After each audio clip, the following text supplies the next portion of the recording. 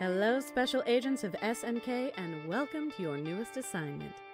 As always, anything shared here is to be kept with the utmost secrecy. If this information were to be known to anyone outside of our organization, the possibility of mass panic rises.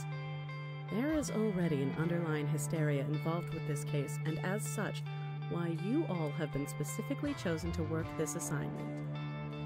Our target has been under surveillance for the last year or so as we've been gathering intel. Our target, of course, is the quickly up-and-coming metal band known as Slumber Trophy. While their music is catchy and lyrics are absolute poetry, it doesn't explain their sudden leap into fame. Research has uncovered suspicious activity that links the band to witchcraft and the like. Not to mention that they call their concerts rites. We believe that they are performing these rites as a calling or sacrifice to an ancient goddess that they refer to as Slumber.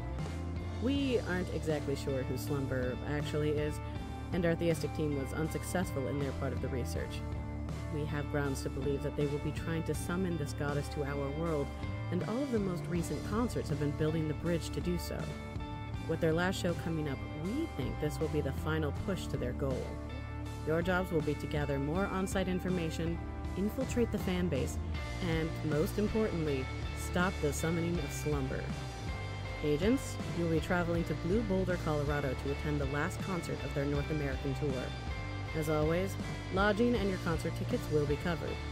While we don't condone the purchasing of merchandise, if you buy it, we can't technically confiscate it. Please be packed and ready to embark on your mission first thing tomorrow morning.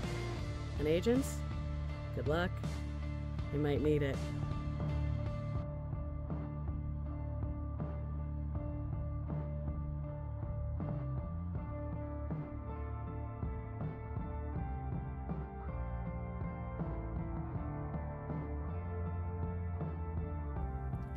Just try to stop me.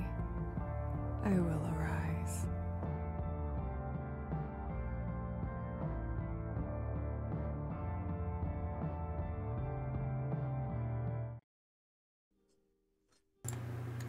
Hello and welcome. Hi, hello, welcome to Sword and Key, where we are raising money for Trans Lifeline. And welcome to Monster of the Week, Slumber Trophy. Before we hit into things, I'm going to adjust the music volume because it is a little low in my ear holes, and I don't know how it is for you on stream, but this is how we do when we both do GM and tech around here. But hi, hello. We are going to get into introductions, then we are going to hop right into our story.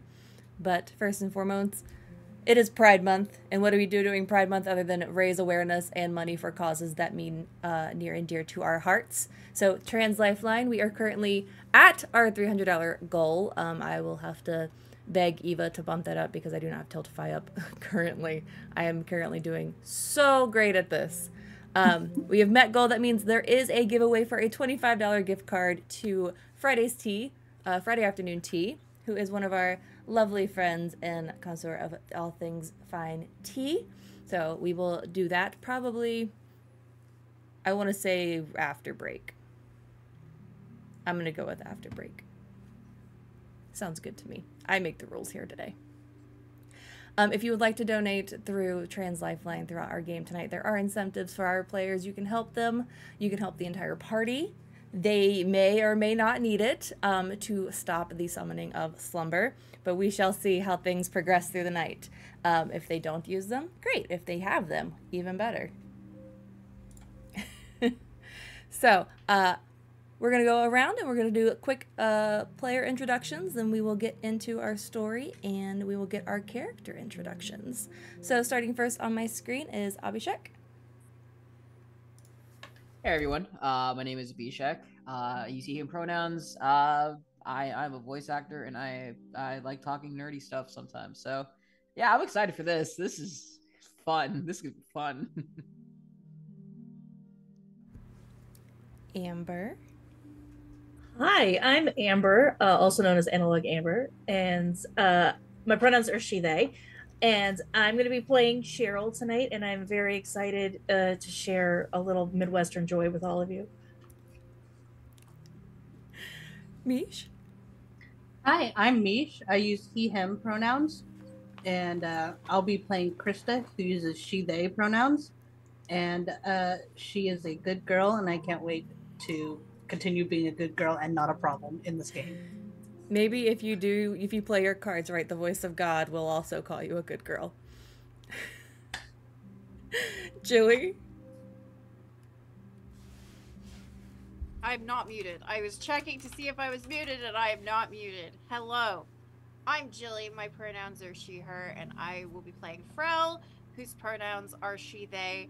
I'm currently being oppressed by Twitch, so I cannot be in chat. But yes, Frel is a reference to Farscape and also to Ella Enchanted, which are both the highest forms of media. And I, too, am excited to be here. So and every also, time you get one, please note the flower she crown, blesses you. which was made for like $4 at Michael's. It's beautiful, regardless of price. Things you can make with very little resources. We love a deal. Last but certainly not least, Kujo. Hi, everybody. I am Kujo. I am super excited to be part of this game. I love Monster of the Week, and I also am getting into Slumber Trophy. So thank you for having me on here. And I will be playing Isaac, the broody, kind of irritable searcher. It'll be fine. Everything's going to be fine. Everything's always going to be fine. And if it was not obvious, my name is Kaila. I use she, her pronouns. I will be your game master for the night, or slumber if you must. Yeah. Let's hop into bits and pieces. If you do want the donation link, it is pinned in chat for you. Ease of use. There's also our incentives pinned in chat. If there's anything wrong with the stream, let me know in the chat. I will keep an eye on things, but if not, then I will go out the door and go on with things. Yay, incentives. Absolutely. So, if you listened to our agents' announcements, you will know that they have been assigned to... One more thing to note. We are not affiliated with Sleep Token or any similarities between us and the band. If there are any similarities, they are my own creation, maybe inspired, but there are non-copyrighted things, and please don't sue us. Okay, moving right along. Our agents have been tasked with attending the very last concert of the North American tour for the all of a sudden launched into fandom Slumber Trophy. This concert is taking place at the Blue Boulder concert venue that is located in Colorado. It is surrounded and built into landscapes of slate-colored stone. It is a massive outside amphitheater that reverberates sound when things are played in it. So the sound travels across the mountainscape of Colorado, which lends its hand to what our agents might think is the ultimate plan of Slumber Trophy tonight at their final concert.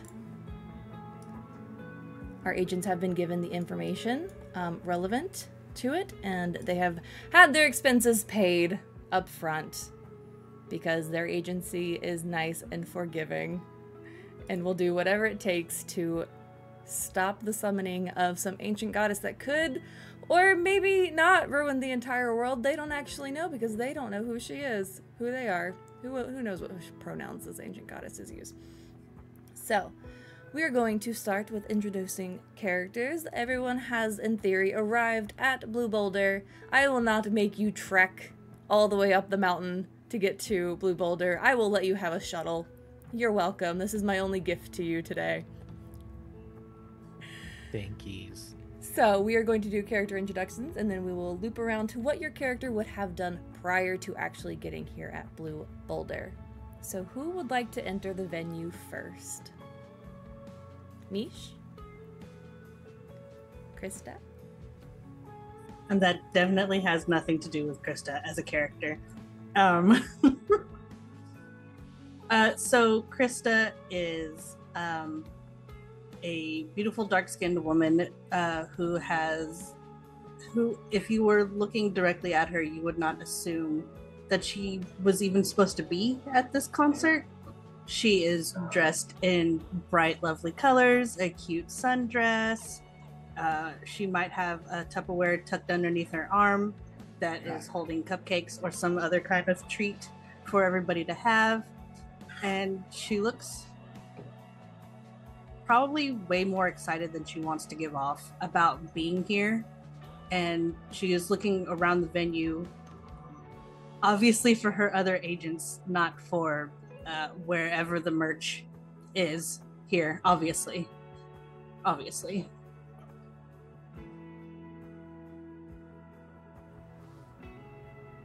And what agent do you spot first? I think the very first agent I would spot would probably be technically the one I probably showed up with, which would be Cheryl.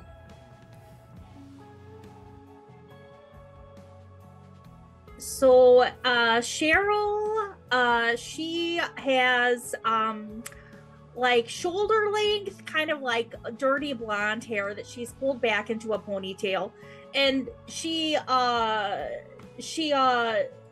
actually wearing a black t-shirt and has some black eyeliner on, which is a little unusual, but she did ask her kids about Slumber Trophy and like what they were like, and her kids like rolled their eyes and kind of like, you know, told her, and so she wanted to make sure that she fit in, so she dressed the part.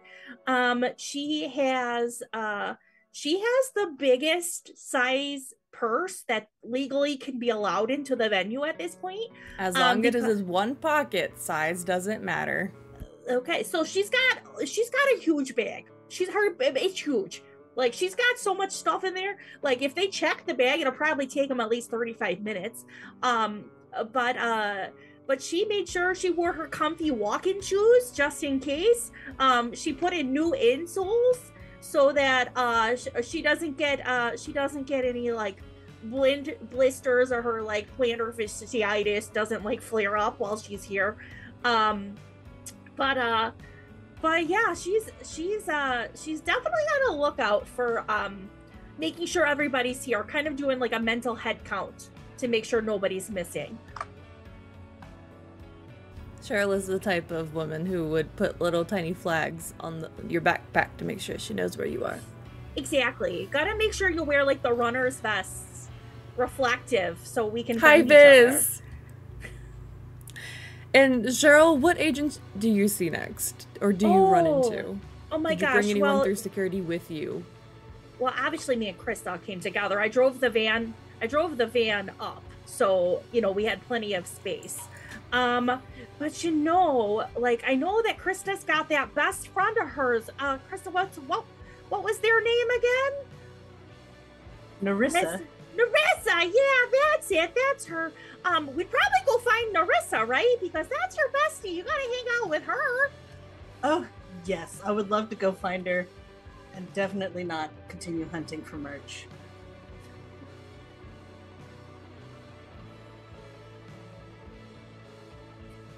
So it probably wouldn't take you that long to find Narissa. She's probably hanging around by the entrance, most likely. Not too far off from where security is. Narissa is very femme presenting. Long black hair. We're talking like all the way down to her back in like a high pony, and with some fringes off to the side. Wearing a very, shall we say, low cut like long sleeve shirt, like a light blue mini skirt, and some stockings in army boots. Honestly, a little bit of siren eyeliner just to. I can't find my green card fast enough. A little bit of siren eyeliner, some earrings, and some hoop earrings and some rings, and yeah, she looks around and sees her two fellow agents, one of which being her bestie. But she'll also find, she'll look around and spot our resident broodster, Isaac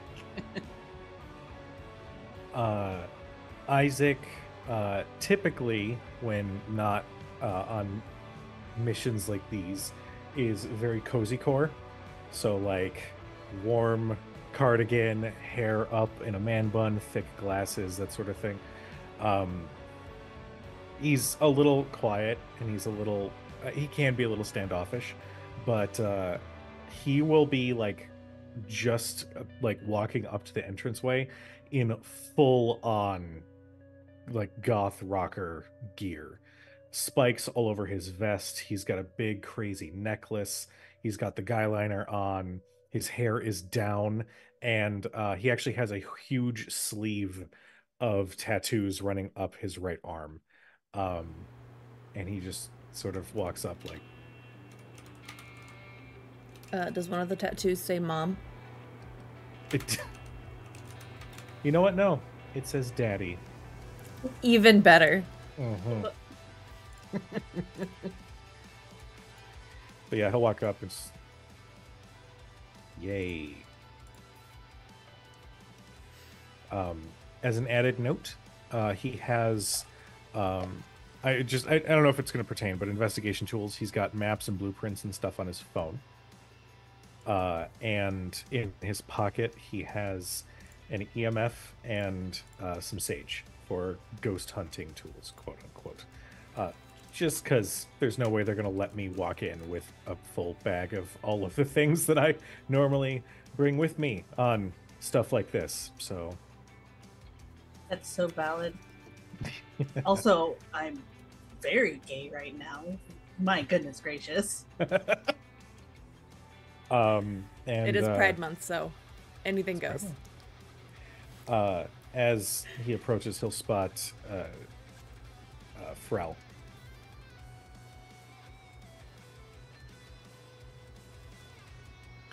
Frel looks like she Googled what do you wear to a concert and subsequently expensed all of the results. So she's wearing like candy bracelets and her hair is up in a big bun with a flower crown, but also like spiraled glow sticks that have been like woven into her hair. And she's wearing one of those deeply impractical shirts that is like strappy, but like to the point where you're not really sure how getting into it is achieved. Witchcraft, obviously. She has, I think, tattoos, or they could be fake tattoos. Like we don't know. But there's a flower vine that goes up and around and behind her ear. And generally the overall effect is what if Coachella exploded on a person? That's an excellent visual. You know how, like, all of those Instagram reels that are like, what I'm bringing to Coachella? It's every single one of those. Wonderful. I cannot get over the fact that 3 people here, no, actually 4 people here, have all dressed to look more or less the part for this. They're dressed to be at this concert. Krista, who is the most obsessed here, is dressed like she's going to Sunday school. Everyone's got their aesthetic. And we love it. We love it. So, now that we know what your characters look like, what did your characters do to prep for this assignment? Or did you just show up and hope for the best? I mean, let's say you had about, what do you wear to a concert? You had about a week between your official assignment documentation and getting here. If I may, I asked my girlfriend for all of the information that I could get about this. my girlfriend Map. It's a long distance relationship, but we're very close.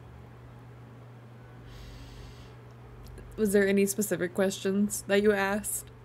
I was just like, have you heard of this slumber thing? Like, slumber feels like it could be kind of your vibe. Like, you know, fairy nap time, or, you know. I'm sorry, is that offensive? I don't mean to be offensive.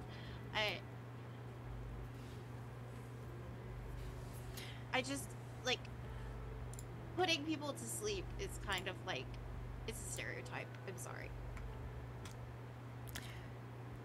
I do not believe there was any offense taken, but unfortunately you did receive a minimal information.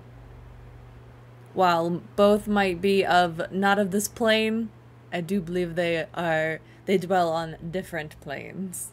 I mean, Frel believes that Her Majesty knows everything. Fair. Just everything not related to Slumber Trophy. Just everything not related. It must not be, like, they're from different areas, you know? She gets it. But, you know, Exactly. she's so smart. Have you heard how smart she is? She's just, like, she's the best. That's so exquisitely gay. We're gonna move in together once she works out how to get onto this plane. I genuinely love that, It was actually. not a U-Haul experience this time. Truly love that for them. Krista's time getting ready for this, for one, before being given the assignment, was probably hearing about the assignment and doing every single thing that she possibly could to ensure herself, her mother-in-law, and her best friend were all going to be on this team together. Because more than anything, she wants to go see a Sleep Token concert so bad. It is not something that Cheryl knows about. It is something that Narissa was probably not surprised about at all. Also, I don't know who this Sleep Token is. We have Slumber Trophy here. Slumber. We're all gonna slip up tonight. That's one on the counter for invoking Sleep Token, and that's Slumber Trophy. No, I don't want to do If someone keeps account of how many times we accidentally slip up and say Sleep Token, I will donate that amount at the end of the game. Oh no, I'm gonna be so good at doing this because I do love them so much. Oh no! Allie's already on it. Mess ups include calling it Sleep Trophy, No. Slumber Token, Slumber Token, or just flat out Sleep Token. Or I'm token, going to- token, sleep, sleep. Token. Well, let me just throw Token myself trophy. out the window real quick. No. Krista Slumber has sleep. spent the whole week blasting music in their ears, listening to the entire discography, which is impressively large, I have to assume, for them only gaining popularity in the last year or so. I'll say about two full albums and a few singles. And she cannot stop listening to it. She's excited. She packed a week ahead of time. She prepped breakfast, lunch, and dinner and called Cheryl and was like, help me make these things so that we can bring food for all of our friends for this concert, and so that I don't have to spend my money on at venue food and just on t-shirts. Nothing to worry about there. Oh, and probably blowing up the higher ups about, well, can we mark this off on like our tech stuff or any write-offs? Can we mark these off for write-offs? I do What if believe in your assignment it did say while merchandise would not be confiscated, it would also not be compensated. Valid. I feel like they put that in specifically for you. We don't They have know to their worry about agents. that. We don't have to worry about that. But yeah, she probably also attempted, and it's up to you if she managed to do this or not, attempted to get them as close to the stage as possible. So with your tickets, you are going to be, not the first row, unfortunately. The first row was saved for ADA tickets, for our accessibility needs tickets. Valid. But you are in the second row. It's almost like having a secret agent secret agency that is well versed in getting things that they needed. They're experienced at fighting Ticketmaster. I love it. Oh, and once everyone is having war flashbacks. Oh my god, is it Ticketmaster? Is Ticketmaster the end? I think Ticketmaster is actually the devil. It's just like a ticket booth. It's like unfurls like a transformer. Someone has to have done this, right? There must be a stat block somewhere. There's gotta be. There has got to be. And like I had mentioned before, she probably has a Tupperware full of snacks and goodies for y'all to eat on that she's going to offer while everyone's getting themselves squared in.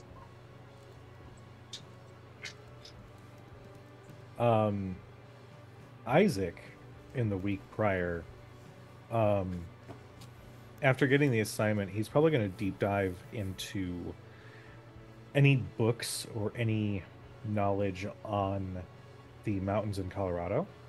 Specifically, if there's any like weird history maybe involved with something maybe being buried there that would warrant this specific venue for the finale of their tour. You don't find anything about anything buried, but you do come across history about when it was built, how it was built, why it was built on the side of a mountain, other than, you know, it's pretty and it's Colorado, so why not build into the side of the mountain? There's plenty there. But you do know that the amphitheater was built for the maximum amount of sound, for enjoyment, for sound traveling, so people who are not even directly in the concert venue can hear it. Blue Boulder is a massive state park as well, so there are trails, there are different campsites, so it's not just the venue that's going to be hearing this music. I'm then going to vocalize just a little bit to whatever is hanging around and just say, any insight?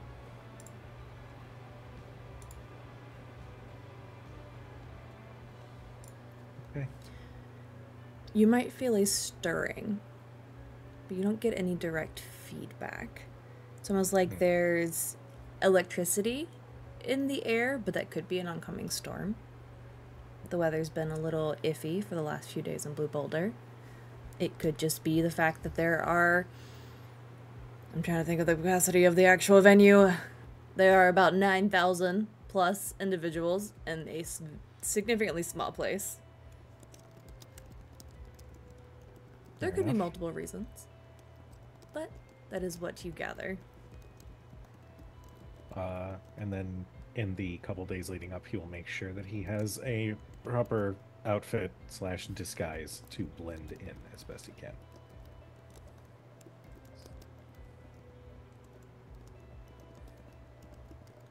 Cheryl, Marissa. So Cheryl has a bag that's pretty much already all the way ready to go. So, you know, she keeps like all the necessities in the bag, like a hammer, a Swiss Army knife, a few granola bars, you know, like a bottle of water, a Phillips head screwdriver, a flathead screwdriver, you know, all the necessities. So she's always kind of prepared anyway, because you just never know what you're going to need on a given day. So that's all already in her purse. But she does spend some extra time with Crystal getting some snacks and some food ready, because Cheryl's a frugal fanny and doesn't want to spend the concert venue prices on those foods either. She gets it. So she gets her favorite Stanley Cup ready to go, and it's got like stickers from like her kids, like, you know, like hockey team, and like, you know, her one kid was probably in like, you know, theater or something. She's got all her like kids' little like school memorabilia on there, and she tells her daughter Alex, who is Krista's spouse, so she tells Alex about this one time where she went on a trip to Colorado with their dad, and how this was right after some legal laws had just been passed in Colorado way back in the day, and whoa, she doesn't remember that weekend at all. So so so so she's hoping that she can remember a little bit more about this trip, baby. Maybe this time. We'll see. You will note that even though you have this tactical massive purse, when you hand over your ticket to security to scan it, they act like they're looking through your bag, but they are shifting through the things that would normally not be allowed in. But they okay you, and they send you right through. Oh, thanks. Have a nice day. She's kind of like, That seems dangerous. Yeah, she expects some some give back, and she's got her her Cheryl speech ready for why she needs these things in the venue, but she's like, oh, okay, okie dokie. Guess I'm going to the concert. Yay. So then I have a question. Does that mean any of the rest of us who happen to bring other questionables into the concert seem to be able to get in with no problem? That would seem to be the case. I left all of my stuff back home, thinking I was being smart.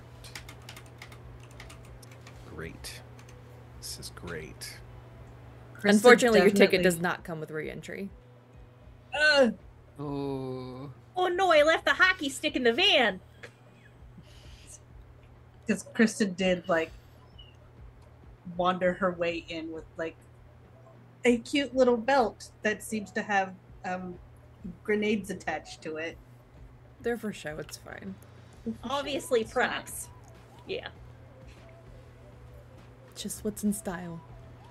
You're With your way sundress. smarter thinker than I am, thinking to leave all that stuff behind, because I, as a player, and also Krista as a character, both I better bring my gun and my big knife to this concert. Haha.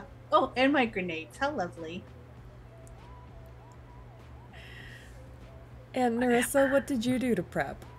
Narissa would basically just, upon hearing that they were going to be, their next, cases was about Slumber Trophy, they just look at Krista and give the signal basically, yeah, you, me, we're gonna be talking a lot this next couple of weeks, this next week.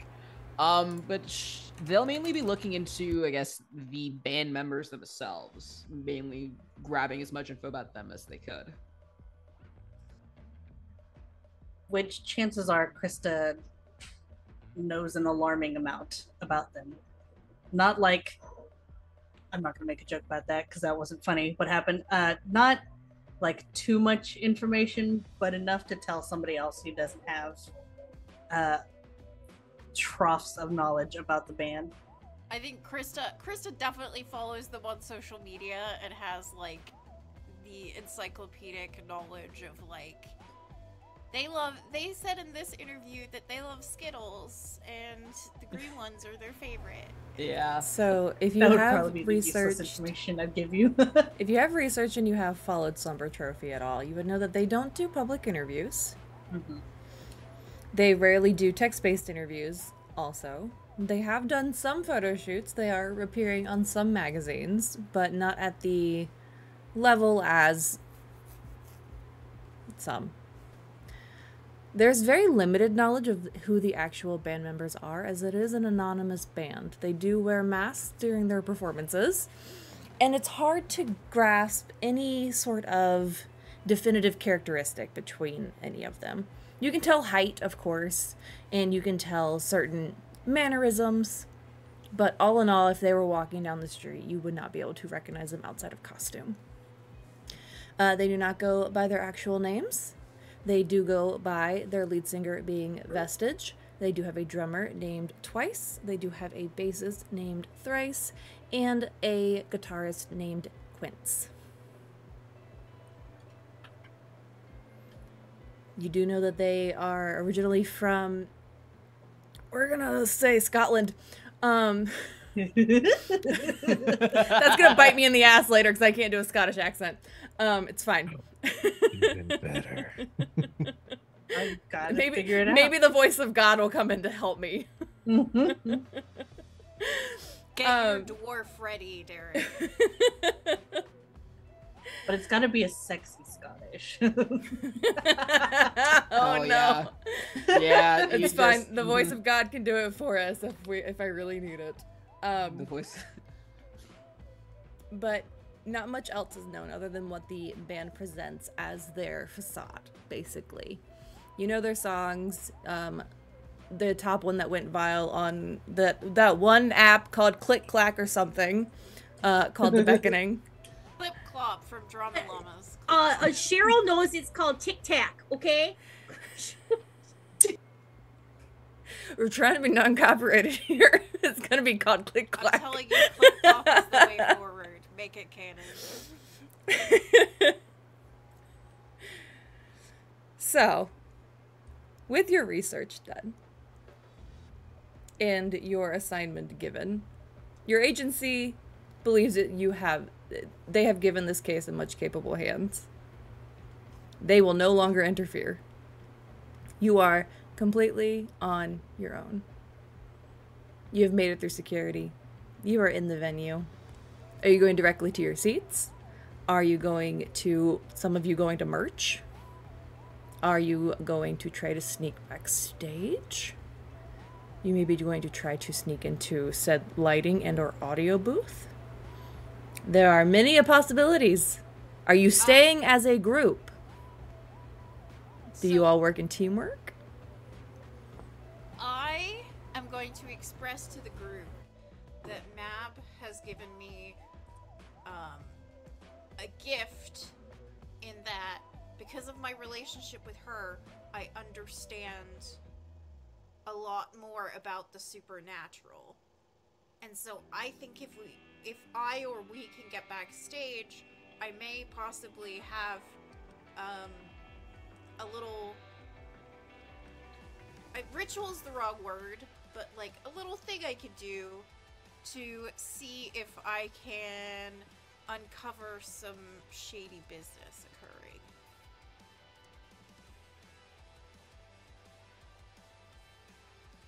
I mean, it doesn't have to be backstage technically, but I feel like that's going to be where, if there's shady things, they're going to be backstage, right?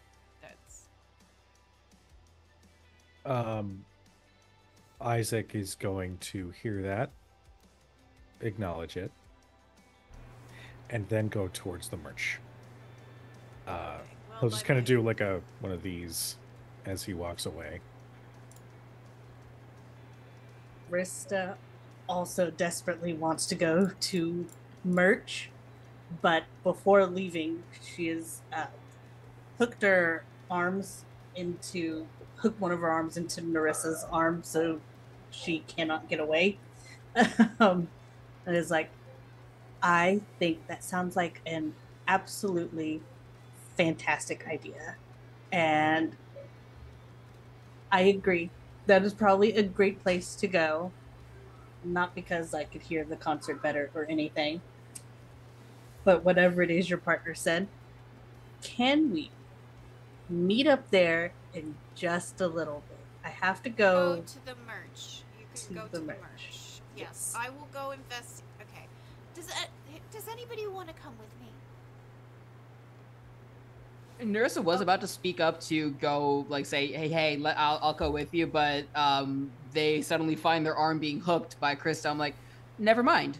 I'll meet you there. Okay, well, bye-bye then. So technically, Cheryl's still free, right? Well, I think Cheryl, like, after you guys have, like, settled where you're going, and, like, Cheryl knows that you all have, like, your plan of what you all are doing, will kind of quietly slip away and try to find a sound booth, something like that. She's looking she wants to see what, like, a set list looks like, or, like, cues, like a cue list or something like that, to try to get an idea of what's happening during the show. Okay. We are I going love to... the idea of being partially separated and having to potentially rescue each other from these situations. Who I know, right? knows? So we have Krista and Narissa going to merch, correct? Mm-hmm. And so Correct. is Isaac, Isaac. right? Isaac. And yes. Isaac So as we have well, yeah. We have 3 going to merch, 1 going backstage, and 1 looking for a sound booth. Okay. Split the party. Already Yeah. splitting the party. It's Worst not even thing, break Let's yet. go. Split the This party is in a the GM's worst way. dream. Thank Yeah, you with for two giving people by me this themselves. gift on a in silver fairness, platter. Frel did want us to stay together. It just didn't pan Rel out. was like opening with like, "Let's go," and everyone's like, "Nah." Nah. I So- do want you all to note that there are 9,000 other individuals in this concert venue. Things are crowded. People are bumping into one another. People are gathering in places where it makes it hard to pass through. You have to squeeze by. Not a lot of people respond to, "Excuse me. Please move." Whatever you want to do. You Isaac will notice definitely that doesn't resort to that. Isaac's like, those just brick wall. Those who are going to merch, you will notice that the line is extremely long. There were limited edition items being offered at these concerts, and people want them. So they are in this merch line for good. You will hear, if you're choosing to wait in line, you will hear about other individuals who have attended other events and other concerts. This isn't their first rodeo, but you will notice they look a little hollowed in the eyes, like they haven't slept in a few weeks. The tour's been going on for about 2 months at this point. They look a little hollowed-eyed, look a little low energy. Oh no. But they're Roadies. still excited to be there. There's still that underlying, "This is the best thing that's ever happened to me. I wouldn't trade this for the world." They are stoked to be in the presence of Slumber Trophy again. So, my merch goers, are you going to wait in the line, or are you going to maybe see if you can bump up a few places? Oh, definitely bump up a few places.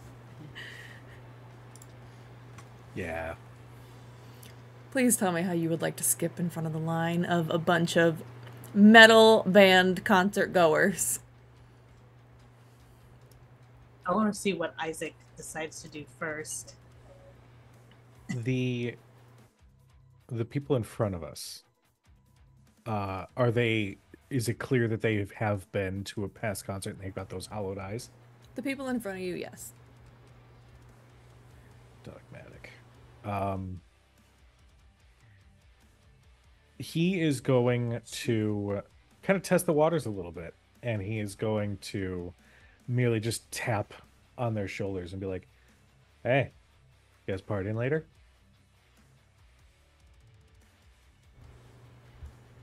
Are we what? Are you partying? Are you partying? Do you guys party? Is this not? What? Right now during the concert? No, I meant later. Later.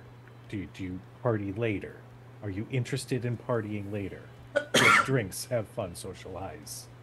That's what we're doing currently.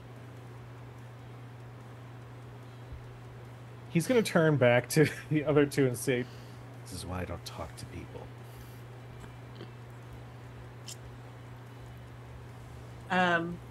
Krista would like to give a shot to it, and if they're standing here and look like they've been out roadieing with them for a while,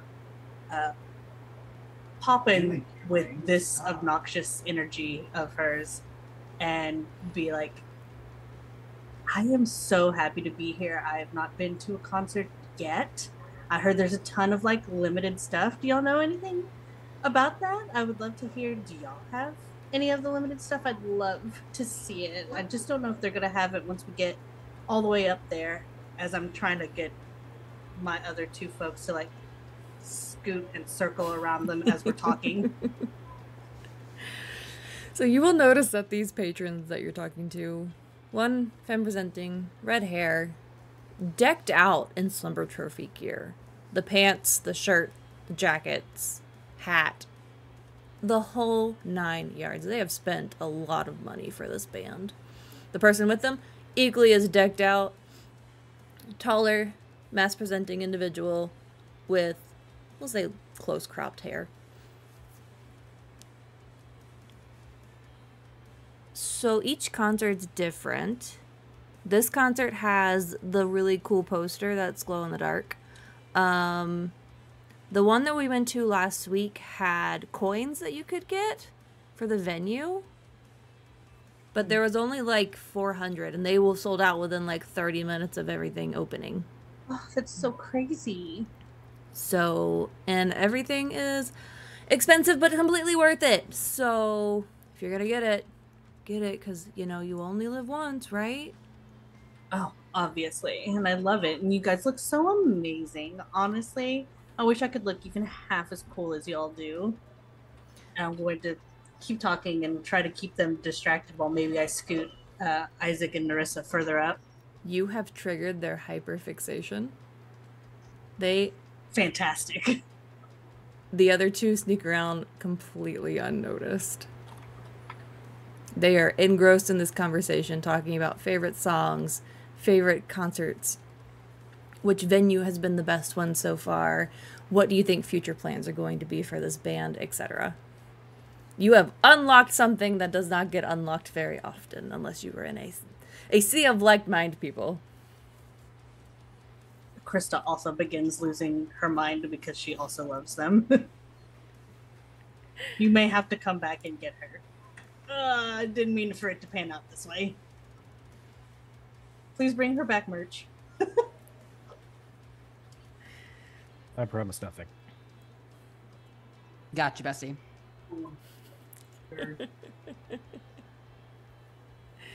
So are you going to continue to stay in line? Are you going to abandon your friend to kind of loop around and come back after you've purchased an immense amount of t-shirts, Merch. hoodies, beanies, Everything. fanny packs? Yes. All of that. Is there security There monitoring is. the line? Not necessarily monitoring the line, but there's security throughout the venue itself, just to make sure people stay in check. Make sure there's no one that's extremely rowdy. There's no one causing problems. You can tell there's not so much tension in the air, but just, it's not necessarily excitement either. More so, almost like a yearning going about the crowd. I don't like that. Approximately how much did y'all spend on merch? Oh, I did. I was just scoping out the merch table and seeing if I could spot where the security was. Narissa We'll would pay like to Narissa spend... back for whatever she gets. So, Narissa would like to possibly do a thing and not have to spend anything for merch. Okay. Possibly wink, wink, nudge, nudge my way into not paying anything Okay.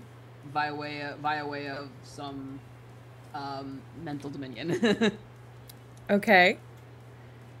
And what do you do when you do this? Essentially, what it boils down to is just looking at all the stuff that she wants and like Putting together your getting it- order.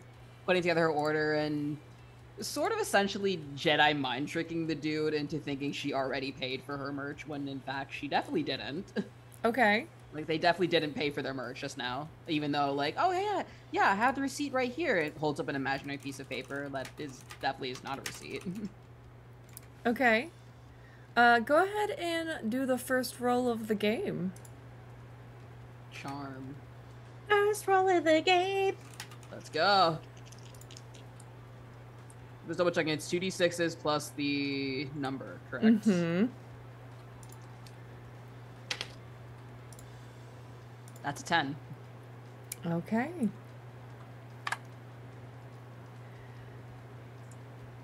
So, you have your order. It consists of one of almost every t-shirt available, no matter if it's the size or not that you require. A few hoodies, the really nice jacket that everyone's been trying to get their hands on. the limited edition glow-in-the-dark poster, which is very large, very glow-in-the-dark. And you say this to the cashier, who isn't associated with the band. It does just work for the venue. Because FYI, they are a third party. They're not associated with whatever is going on here. And you relay this message, and they look down at the tablet that's in front of them. They look back at you. And they just look off and just a little confused, and they kind of shake it off and say, please enjoy your night. Thank you. As we're walking away, I'll just murmur, yeah, that's not problematic or anything. What? Whatever. You do you. Look, can't help it if people want to just, do things that I ask. Interesting. I don't recall a time when I ever did something you asked. Probably because I didn't ask you to do anything. Shame. You two keep fighting like that, I'm going to start shipping all together. God, me with him? God. Ooh. Standards. Jesus. I love it already. All right, let's head over to our favorite Midwestern mom. As you are snooping about this venue, you do find the audio booth that is... There are 2 towers located at Blue Boulder concert venue, one of which, standard practice, just the other opposite side. So it's just going to be up to you, left or right. Oh, you always go left in a dungeon. So let's go left. You always go left in a dungeon. So the left tower, there is a door that leads up to the said tower, but there is a security guard standing, not necessarily in front of the door, but off to the side. What is Cheryl going to do? Cheryl's gonna go right up and try to open the door. It's locked. Oh, she'll turn to the security guard. Oh, is this not the ladies' room? No, ma'am. I had a little extra water on the way up the mountain. Can you tell me where the ladies? Oh God, I'm so sorry. I need the ladies' room. The security guard will step out from their post and kind of shift over to where you came from, down the aisle and down the stairs, and point to the right. It's just back up that way. You just go up that set of stairs and it's on your right. Oh, okay. Well, let me just... And she, goes to, she's, fidgeting with her purse and will, toss her purse on accident. And it's full of everything in the entire world, honestly. And she's like, oh my God, my stuff! And, stuff's flying everywhere out of her purse. She's just like, can you... Oh, gosh. Oh, I'm so sorry. Can you just help me just pick this up real quick? You threw your purse. You managed to land it directly on this poor security guard's foot. Oh. So then now you have this poor security officer who's just trying to do their job, hopping around, yowling at the wind. Oh, jeez, I'm so sorry. No, it's fine. Oh, jeez, I'm so sorry. Let me just get this all cleaned up. Oh, is it bad? It looks bad. Oh, it's real bad. Oh, honey, you should probably go see. There's got to be a medic at this kind of thing, right? With the kids with the drugs. You probably should go find a medic. They will take out their walkie-talkie and relay the message of, I need someone to replace my post. Left tower. I gotta go. Oh, yeah, you go take care of yourself, honey. I got this. You just go. You're gonna make sure no one goes in there? It's locked, but... Oh, of course I'll make sure nobody goes in there. My gosh. Who do you think I am? Susan? Okay. Dang. And the security officer Susan walks off. Susan's my mother's name. Oh no!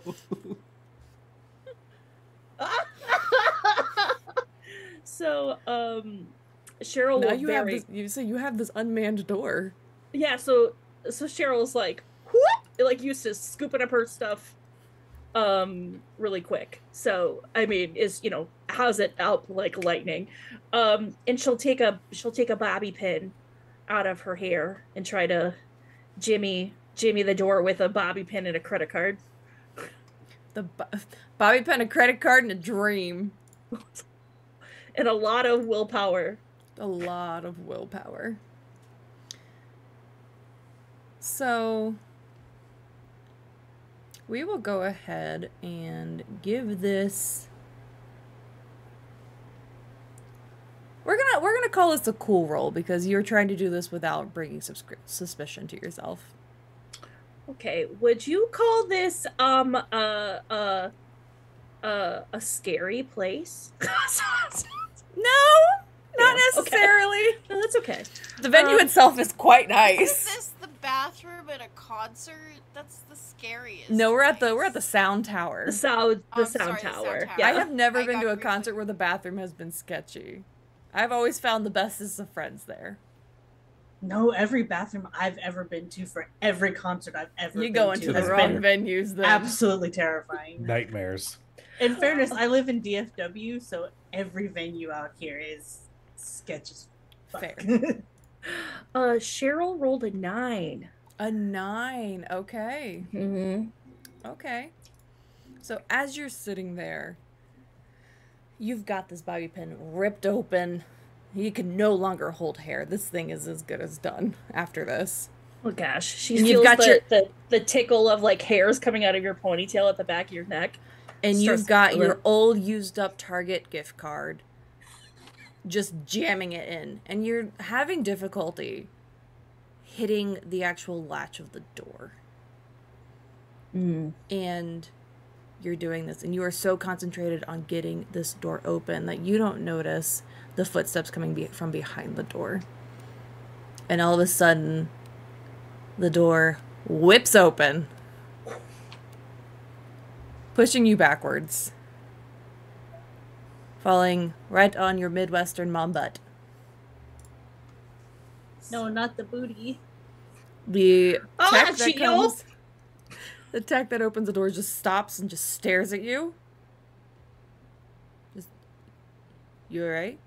Oh yeah, just fell in my tuchus. It's all right. It's okay. Just looking for the ladies' room. Okay, whatever. You need help up? Oh yeah, it hurts real bad. So I there. think I need to sit on a chair. Oh jeez. Oh, They're going to offer you a hand. oh yeah. Oh jeez. Okay. They've got one hand outreached towards you to help, and they've got one hand holding the door open because they don't have the keys. And they're going to help you up off the ground.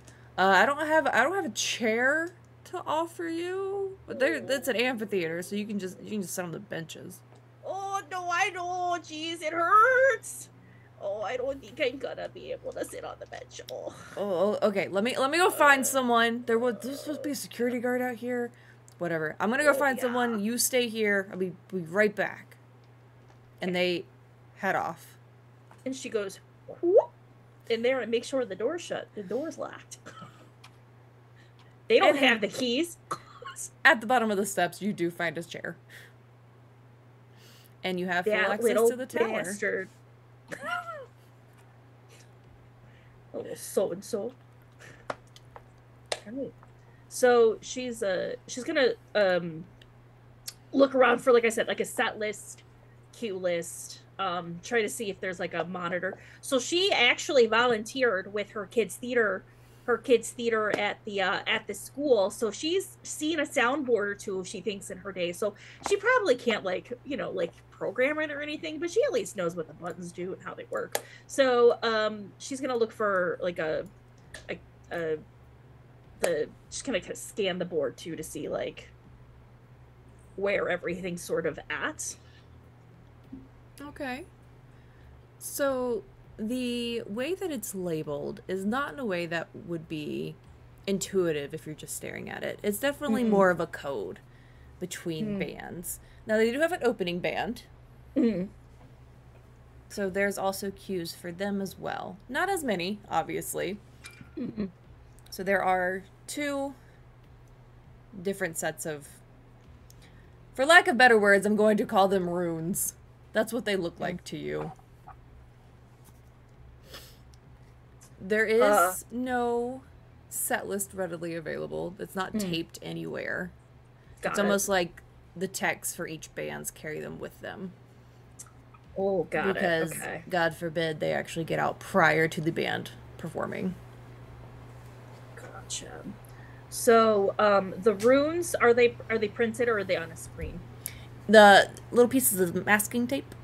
Oh yeah, she's gonna take them and put them in her. She's gonna pull her day planner out, and she's gonna do a real quick like rubbing of all of them, so it's not suspicious, but that she's got what they all look like. Okay. Unfortunately, even with research or anything prior, without having a code, there's no way to know what these runes mean.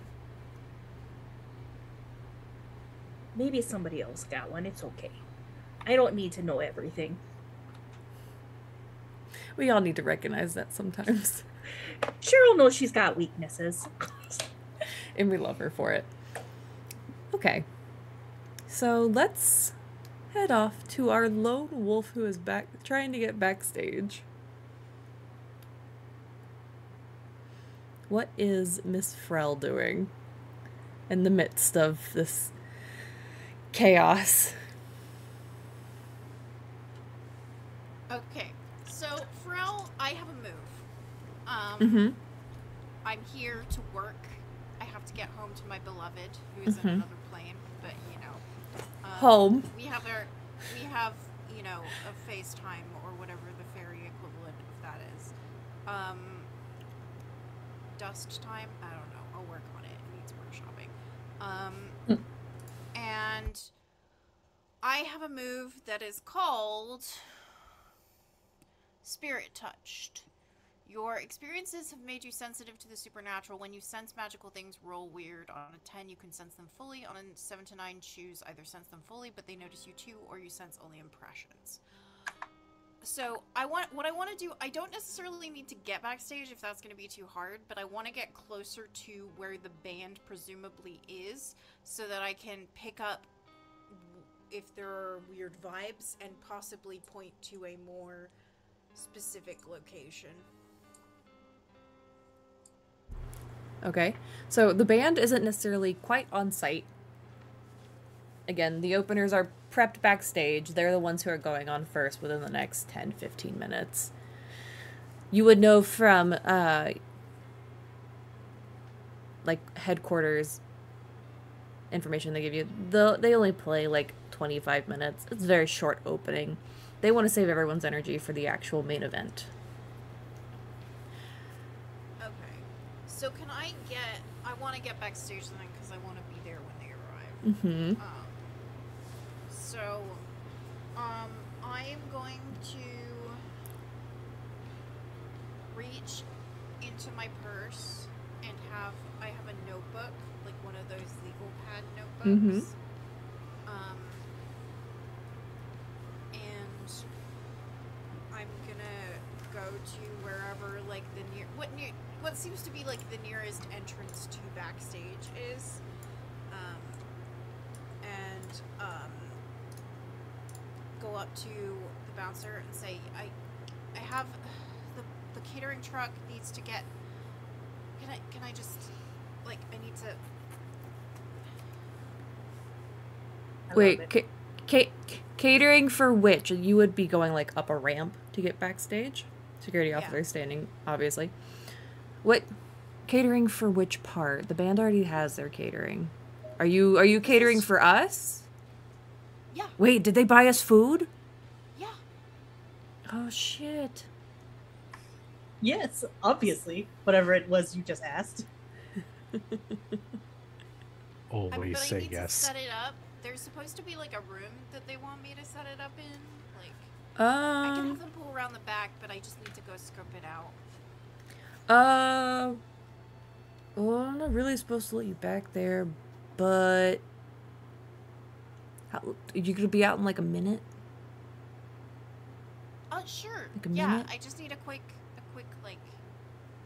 I need to know where to direct them in the back, you know, because we want to. You know how it is carrying all that food. We don't want to like. Wait. What kind of food is it?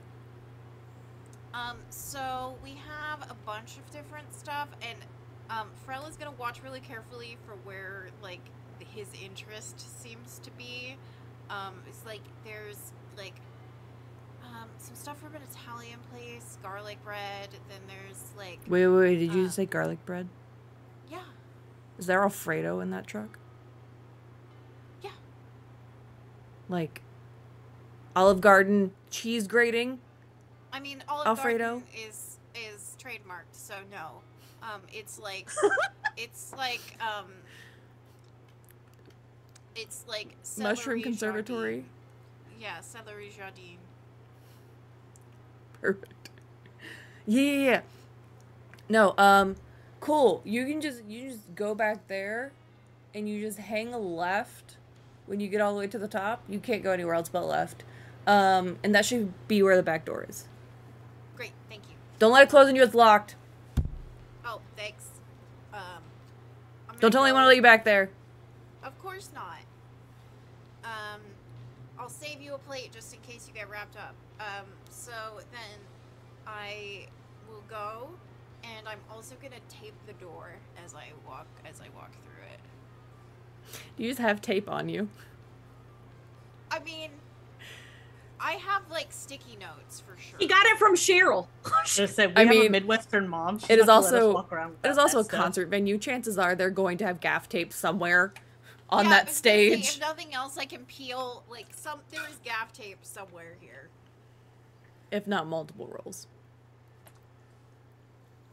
Hey, you have successfully made it backstage. Great. You are in the outer wings. The opening band is on the opposite side of you. They pay you no attention. They literally could care less. They have their instruments getting ready to go on.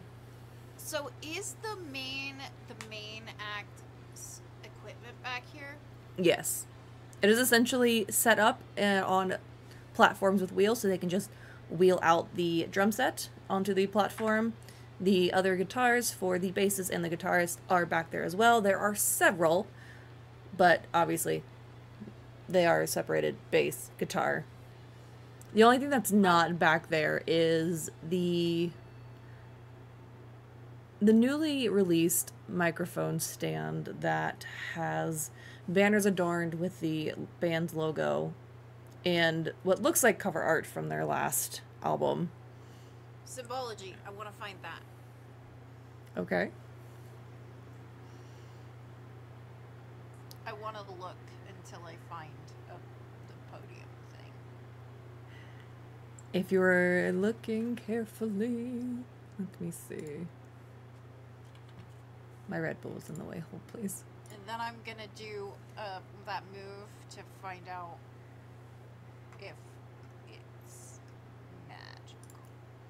Give me a sharp roll to see if you can distinguish back here in this backstages that you have never been to before about where might this mic stand be. It's 3d6, right? 2d6. 2d6. And whatever your sharp, whether it's minus one, it's plus a 1. 0, so. Okay. Okay. That's a 7. Okay. I do want to remind you all that you do we all have a I will reroll. a plus I will 1, reroll the 2. and we all do have a reroll. All, No, not me I'm included. just gonna take. No, the plus 1 won't get me anywhere. I'll reroll the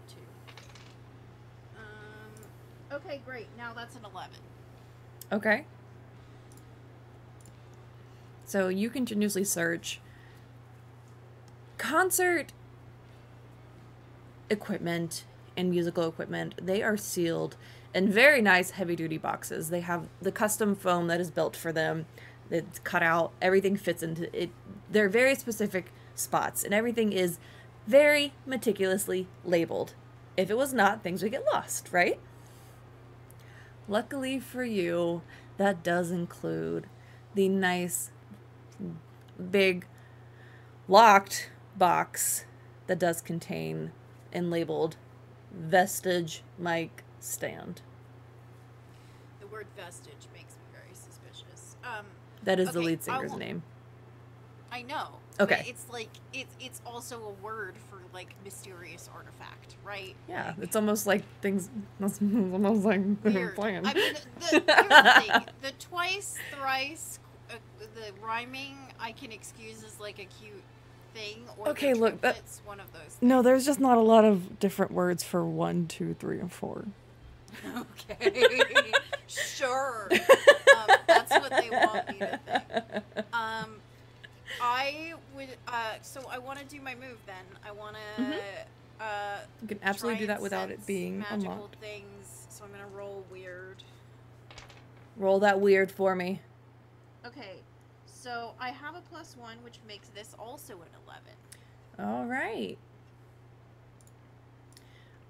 Tell me what the stages were for the 11. What that one tells you.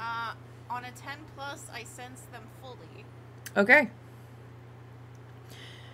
You can definitely tell from this that this is a significant part to whatever Slumber Trophy is doing.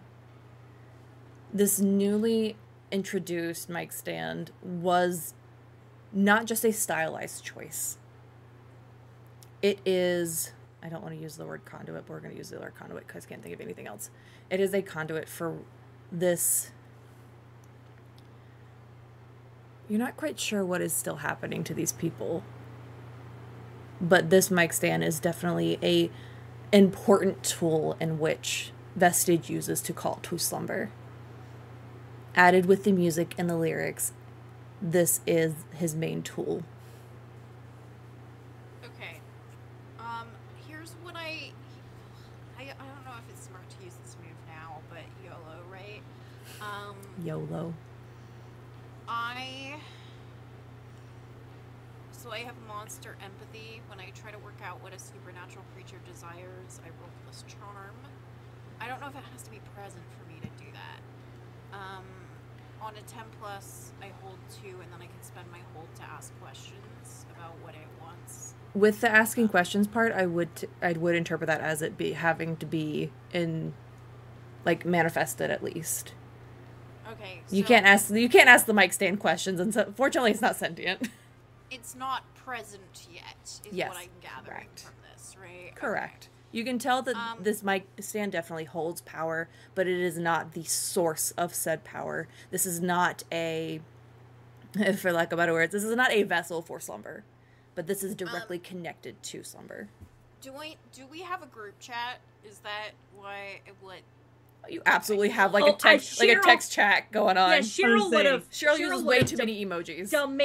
Would have demanded it to make sure that we can keep in contact. Yeah. And I feel like maybe Isaac has it muted already. He started off with it muted. Yeah, Isaac had it muted the moment he was texted from it. So I'm gonna put in the group chat, backstage, mic stand definitely evil conduit, ! Cat with a scream emoji. And here we have the reason that Isaac muted the group chat. So I have to know, because we've got 4 femme-coded characters and 1 mask-coded character, do all the femme-coded characters also use emojis? Because I feel like Krista probably also does. Use whatever you want. That's amazing. That was probably so. These are your characters. I am just in the world they're living in. I am reasonably confident. I use emojis, me as a person, a lot because there's nothing more satisfying than finding the precise, having an opportunity to use that one very precise emoji that you love. Yes. Yep. But I think also, like me, Frel tends towards the cat emojis. This is the favorite. Fair. Okay, well, before we get ready to head off to break, what does our group of 3 and our one Midwestern mom, are you leaving your current posts? You trying to make your way backstage to meet? Krista has put on one of just automatically just decked in merch now, just walking around. Just one big, because you said that the sizes of the shirts all kind of varied. They varied from, small to 3X. So it's probably one of the 3X ones that they are now essentially wearing like a dress. Perfect. Which is great, because if anyone else is going to be bothered by the grenades, now they can't see them. Not that she was thinking about that. She just wanted to wear the shirt. Perfect. And she did say that she was going to go help Frel afterwards. But before she decides to keen off and do that, she'll turn to Narissa and Ice and go, well, I'm sorry that y'all had to watch me lose my mind for a little bit there in the aisle. I love this merch. Thank you, Narissa. You're the best. Don't mention it. If that's on the list of things to apologize for, it's really low on the list, so we don't need to worry about it. Okay. Again, it's nothing I haven't seen before, so it's fine. Frel did say she was going to go backstage, and also Cheryl was going to go somewhere else. I can't remember. Cheryl didn't say. So yes, fantastic. But even better. Frel messaged and said something in the group chat that I'm sure Isaac has already definitely looked at with loving eyes. Absolutely. But just look for the audience. Why don't you tell us what the message said? It says that the mic stand might potentially have something to do with whatever they're doing tonight. So I would like to go and get Frel and mic stand bad. Reading it out of the chat. Very funny. I would like to go get Frel. I don't know if we're at the right time for trying to deal with the mic, but I at least want to go and somehow get her. I should probably message her and ask her how she got backstage before I end up back there and get myself hurt. The answer that you get is imaginary catering, Alfredo, and garlic bread. Okay. So that's Krista's offer. You could come with her, or you could stay in the crowd or do something else.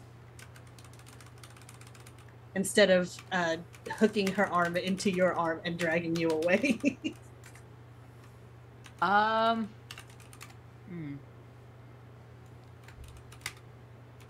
Looks at Isaac, so what do you think? I'd say if we already have a possible connection to something that is vital to whatever's going on tonight, then that should be looked into. But I don't think that is the only thing at work. So, go with your bestie. I'm going to go check out the sound booth and make sure that Cheryl's good. That Cheryl hasn't died. You know what? Fair enough. All right. Oh, unless you want me to come with? Is that the tone that I just heard there? No, I mean, you can have fun doing whatever it is you want to. Have fun looking for Cheryl.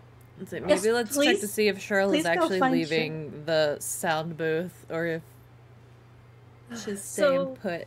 Cheryl will kind of be futzing around with everything. Just trying to see if there's like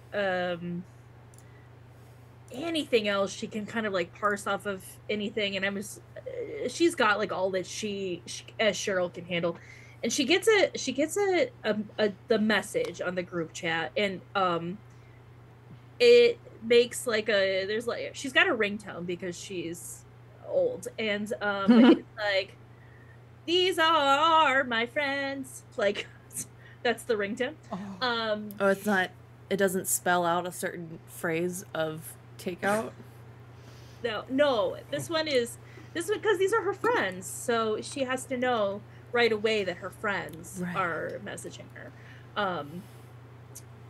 So she takes out the phone and she reads the messages. She's like, cheese and rice, and she tries to like make sure that she's got everything as it was, and she takes out of her purse a couple of candy bars and puts them on the like table where like the soundboard is, because she inconvenienced the sound guy and the bodyguard, and she gave him, she hurt him, so she'll leave that in there, but she's gonna leave the door unlocked and leave. Okay.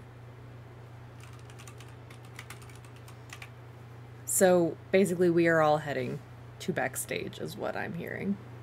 Yep. Which is wonderful, which is great. I love it. I love when everyone comes back to not being separated. And nobody got horribly hurt when we split up.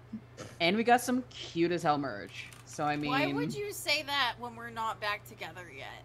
It's fine. For lack of better terms, you're all back together in the backstage.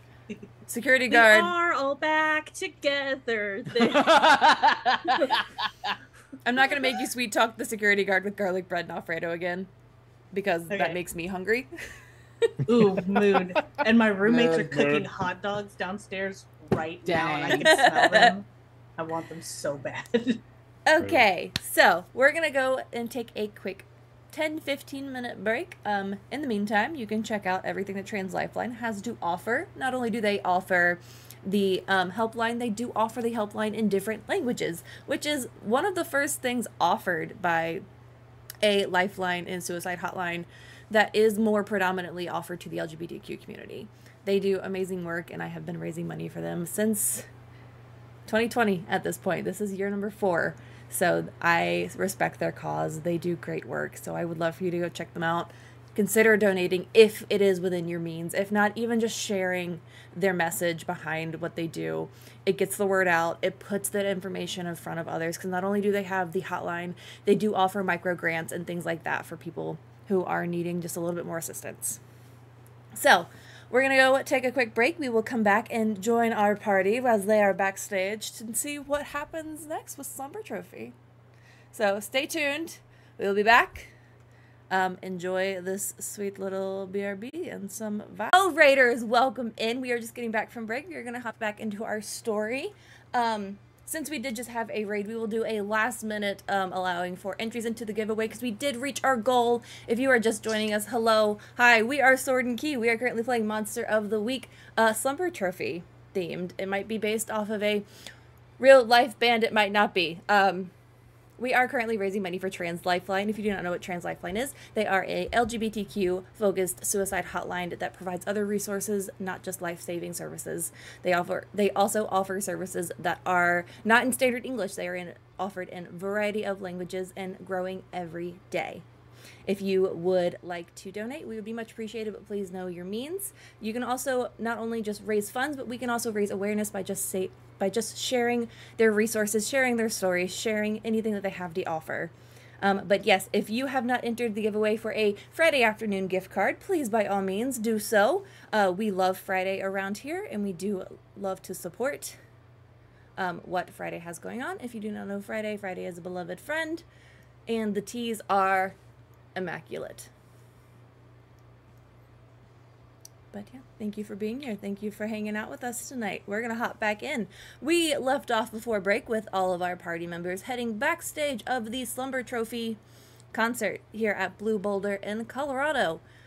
We have found something interesting.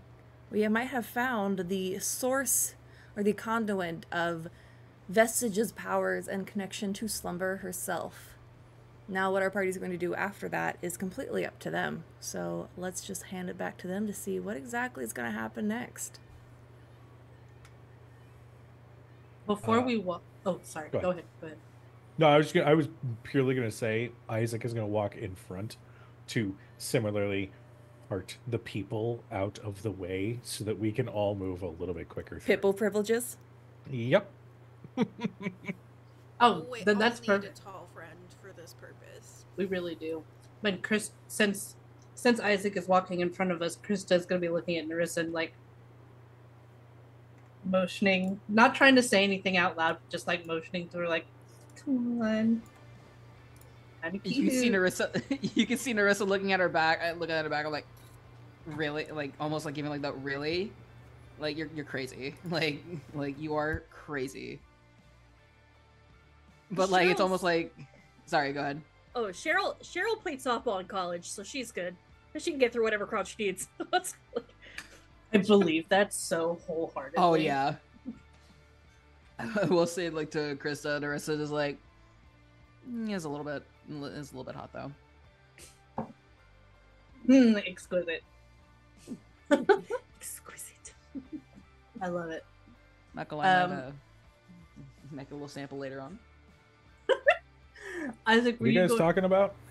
Nothing. Nothing. Go ahead. Are you going to go find my mother-in-law? Sure. Thank you. Appreciate it. We're gonna go find Frill, and we'll just meet back up. Preferably before anything terrible happens. Isaac is gonna. His expression shifts, and he goes, "Sounds wonderful. I can't wait." I love that. Oh, good. Krista cannot put together being like bullied like that, and she's like, she just thinks that that's adorable and turns away. She's literally not smart enough to put together that she's being bullied. The nurse is like, oh dear. Like, oh honey. As Narissa says, have fun. He goes, I'm going this way, you're going that way. I'm having the more fun. Sarcastic thumbs up ever.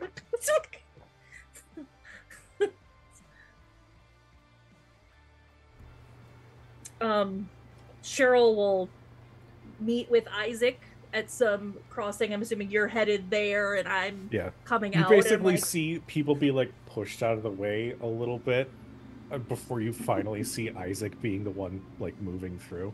I imagine you see something similar, but like with a very small woman. Like not small, short. Short, but with a softball bat. You good? Everything good? Oh yeah. How are you doing, honey? Are you okay? I'm fine, Mom, I guess. Okay. I just That's mommy. You know, I'm sorry. Sorry. Mommy Cheryl. I eternally apologize for not addressing you as your full title. Mommy Cheryl of the Midwestern Cheryls. Okay, we'll just go with Mom because I already forgot your name. So, you good? Everything good? Yeah, it sounds like everybody's headed backstage, but I can show you. I put them in my planner. I found these runes, and I couldn't make heads or tails of them, and I'm hoping that maybe somebody else figured something out. They were all over the soundboard. It's like instead of like a normal cue, they had these runes marking everything, and I don't, like I said, I don't know what they mean. Like I'll show. Let's go somewhere where we're not having to shove our way into a place. It's a pretty decent idea. Yeah, I'll sort of lead the way as we head towards the backstage area. If there's like a small spot where we can share a little bit, then yeah, I'd like to take a look if you don't mind. Yeah, and Cheryl will happily hand over her planner. So it's like dentist appointment rune, like Alex's concert rune, like OBGYN, another one. Like it's like. Did you bring your personal planner as a notebook? Well, I was having to do it quick, and I keep everything in this thing, so I just. You got really high pitched there. All good. Where? Okay. It's all good. It's perfectly fine. You had what you it's had. paper. Paper's paper. Golly, you fancy pants with your different kinds of paper. Yeah, my different kinds of paper. He takes out his phone and just takes a picture of the runes and then just looks at the picture. And that didn't even cross Amber/Cheryl's mind. But as he looks at these runes, he's gonna again just reach out to whatever's hanging around and just see if maybe they'd have any insight as he kind of dives in to try to identify these runes. They're having trouble identifying them? But you do feel a pull. You feel a pull towards the backstage area that you're heading. Almost like it's urging you on faster. Okay. We gotta go. We gotta move. What's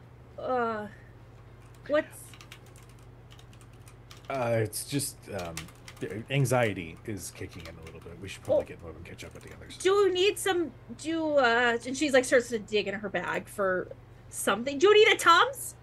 As much as I appreciate you diving through the Walgreens pharmacy that's in your bag, we should probably get moving. Okay, yeah, I would just definitely. Yeah.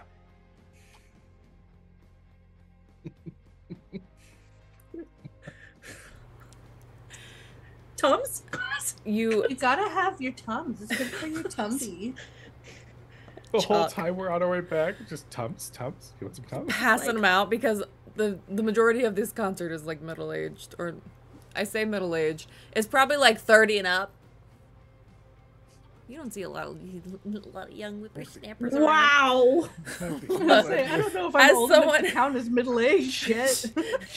Chills in mid-20s.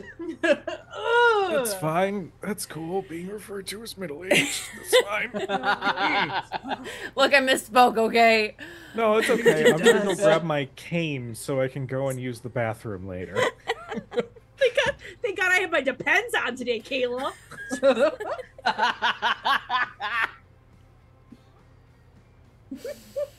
Honestly, I am for gonna what? I hold respect on to my last 5 months of being not 30. Okay. How dare you? That's fine, because the moment you do turn 30, I'll be like, welcome to middle age. Middle aged. Everybody Birthdays please in remember November, on have Kayla's- fun. Yeah, on Kayla's birthday, it's not happy birthday, it's welcome to middle age. No, it's fine. I'm having a Yes. funeral for my 30th birthday. Moving right along. That's a.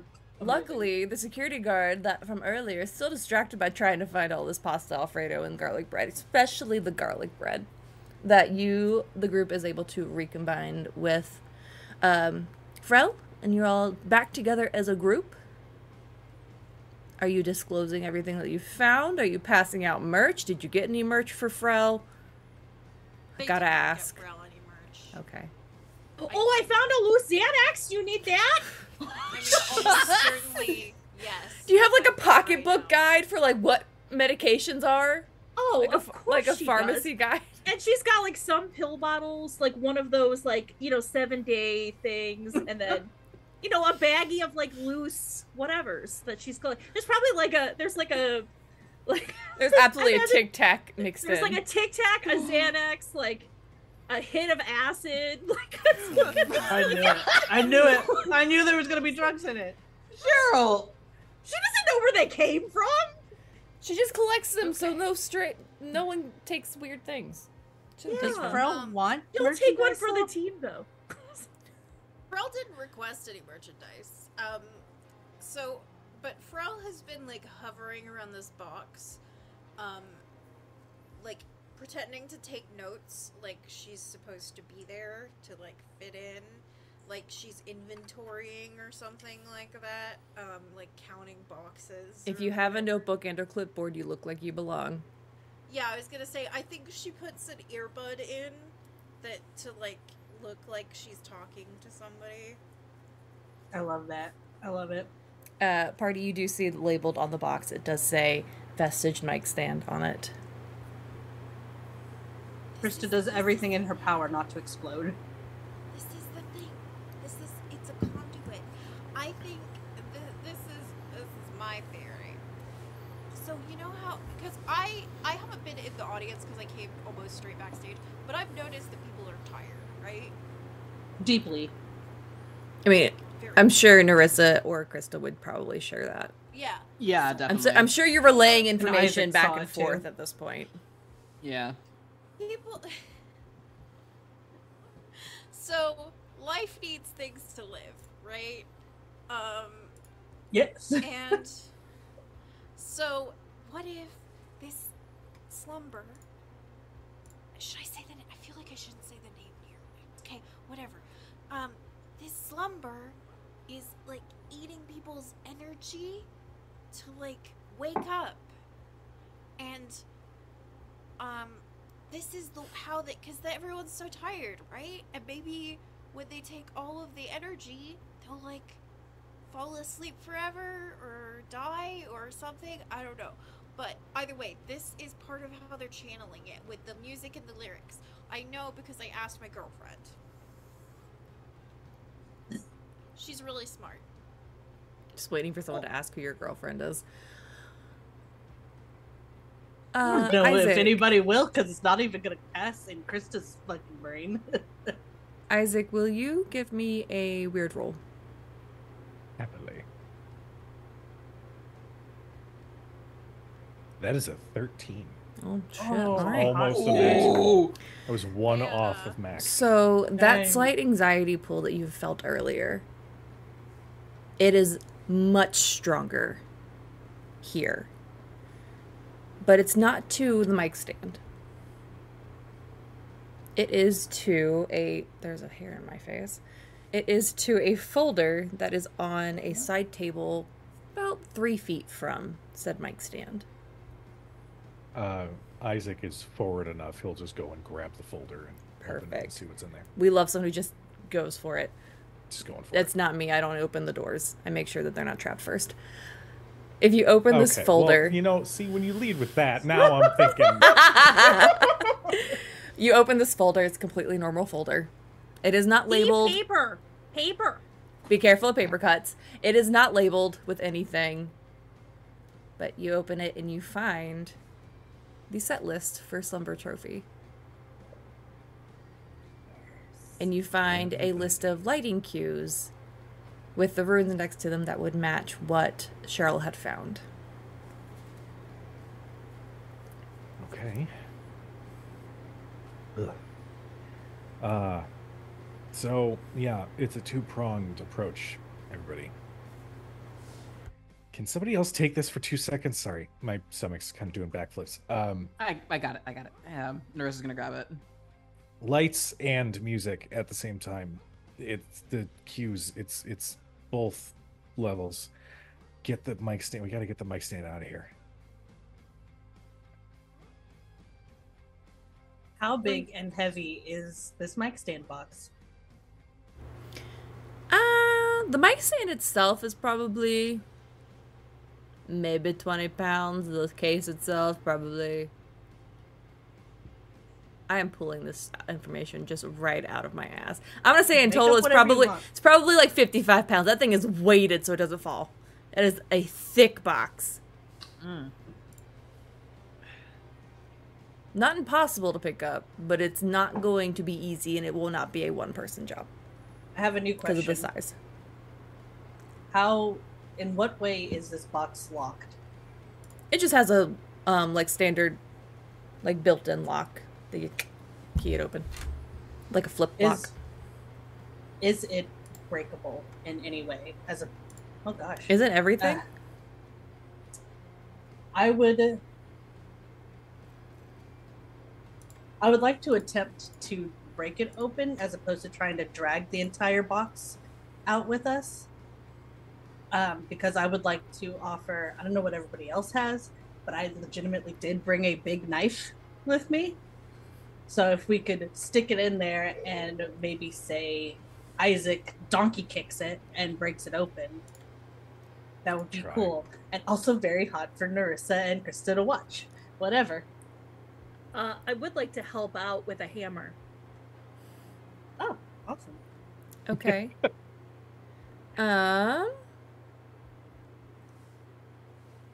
Okay, Isaac, if you are the one doing the kicking, Maybe way safer to do it with a hammer than with your foot. I say if we're I like gonna my do, foot. are we gonna use the hammer or are we gonna kick? And who's using Well- the hammer? Before we do any kicking and or hammering, we are in the middle of the backstage area. Yeah, The you were moment like we- tucked away into one of the wings, but yes. Just kidding. We're just tucked away. in the Like backstage. in theory, like you have like your wings that everything gets stored in and that people move around in. There is a section through the back that you can travel through, but it's not very large. It is basically for passing through to either side, nothing for storage, nothing for any sort of support to the act. Okay. Just be aware, the moment we start trying to break this thing open, it's going to make some noise. We might draw some attention. Oh, new question.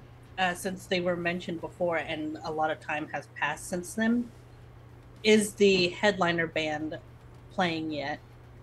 The headliner, no, but the opening band has started their set. They are Sorry, about the opening band. Yeah, they're probably about halfway through their set at this point, with everyone joining back together. All right, one more question. Do I, Krista, who has a secret obsession with these styles of bands, know any of this band's songs? You would probably know. You have studied those set lists. If you are as a fanatic as you say you are, and you are deep down, real deep down, full of just love for Slumber Trophy, you're also going to research their opener bands to see if there's any correlation, if their musics are similar, anything like that. Yes. I do that in real life. So I say to Isaac, I'm going to signal for you where the hardest hits of this upcoming song is going to be. That way, when you hit, the music covers it. All right. Cheryl, can I borrow your handy hammer? How'd you know its name was Handy? Oh, sweet gods.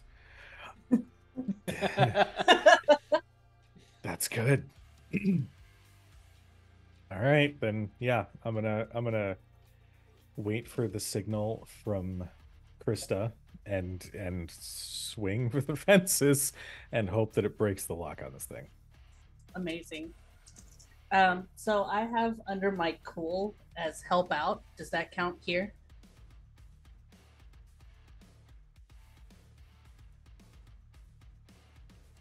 See what it says. It'd be really embarrassing if I looked over and realized I was looking at somebody else's character sheet.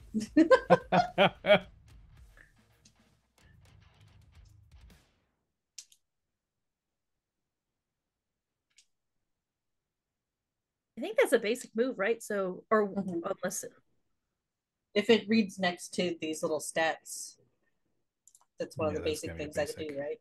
Mm. Kaila, if you're talking, I think we lost you. Nope, it's because I was hard muted. Oh, We're good. okay. So I will.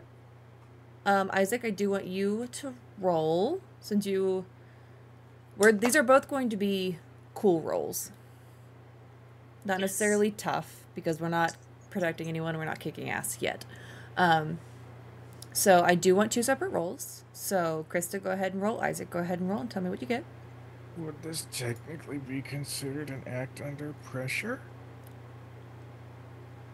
Technically, yes. And then I'm gonna reach even further and ask if it's related to a monster or phenomenon, I can use weird instead of cool. You could say no. Slumber is feeling generous. Slumber will let it happen. Oh, thank God. Hey. Okay. That means I get a +2 instead of a -1. Yes. All right. Ooh, I have rolled a 12. Okay. I am going to use one of the rerolls. You're gonna re-roll one of your die? Yeah, because that was a 1. Oh. We don't like that. We don't like those at all. No. Okay. That is a 10. Perfect. Hey. Reminder, chat, you can influence this story and you can help out my players by giving them either a +1 to their roll, or you can give them an entire reroll. You can just donate to the link in chat and help support a good cause as well. So, on to those. Krista, you know this opening band, almost as well as you know Slumber Trophy at this point. You know what song is playing, you know the lyrics, you know the hard parts, you know exactly when to signal Isaac to hit this weird massive knife that you happen to have on you. Don't worry about it. No one's asking questions. You time it exactly 3 times. Isaac, you nail the back of the knife. You manage to miss your fingers. You nail it right on the head each time. By the 3rd time, you feel that lock give. It gives under pressure and it pops just right open.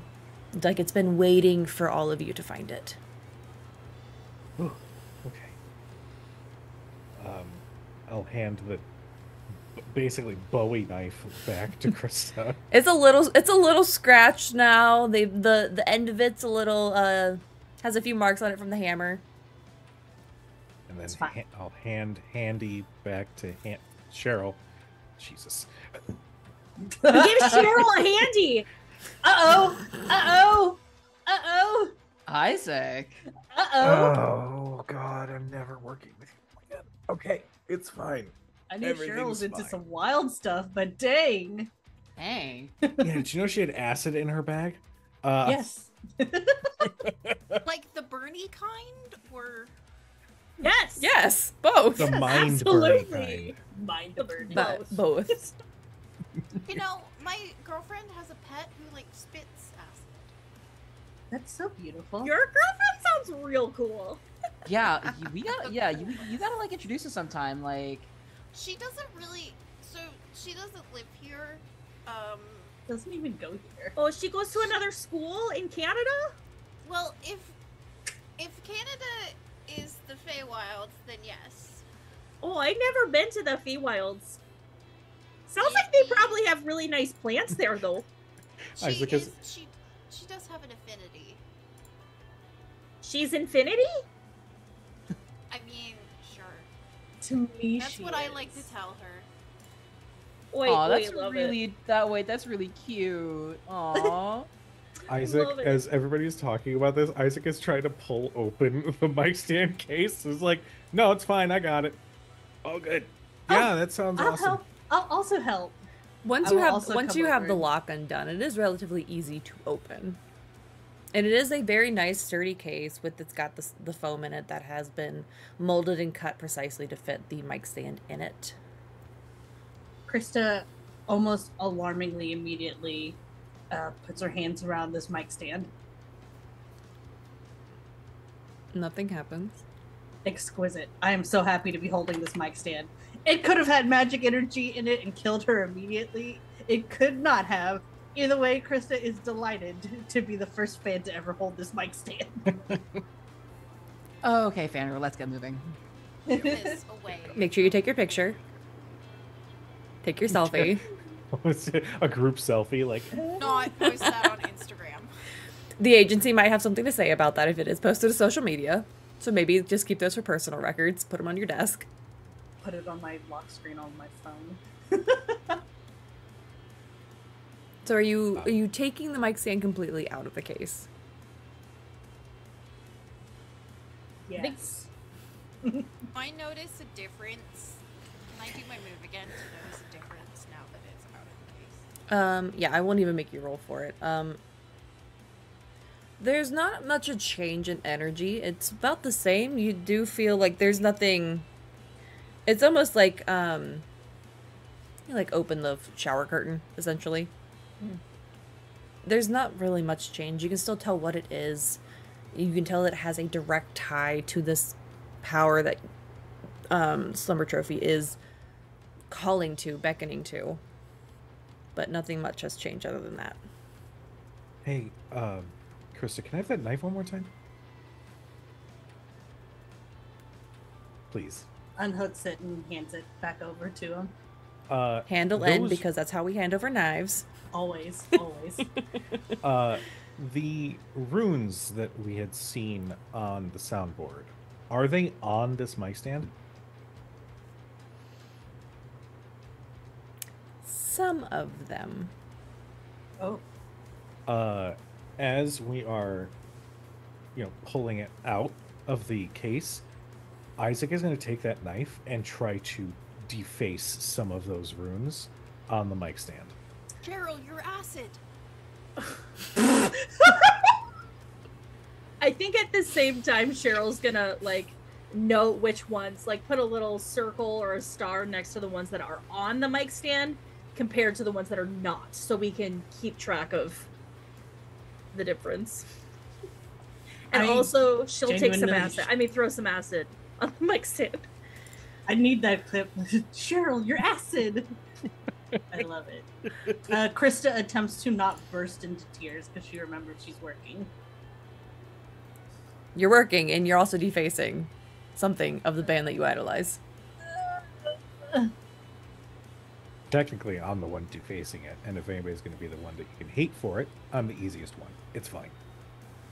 I'm not But gonna Krista's still hate. aiding and abetting in the defacing. To be fair, it is Krista's knife. I mean, it's true. It's It Chris's has knife. your name on the handle. We got to talk about that. That's When bad. me and bad Cheryl plan. put our name on all of our stuff in case it gets lost. Cheryl definitely has a label maker hanging out in her bag. I also put Narissa's name on some of her stuff. It's very cute when you do that. So cute. And after defacing, he'll hand the knife back, and so we should probably figure out how to get this thing out of here. And as you have finished defacing the mic stand, the opening band has finished their set. They have moved their instruments off the stage, off to the other side of the wing where the space was empty and waiting. And there is a hum to the crowd. That yearning feeling is very strong. The excitement has now bubbled over, even though a lot of the patrons look absolutely exhausted.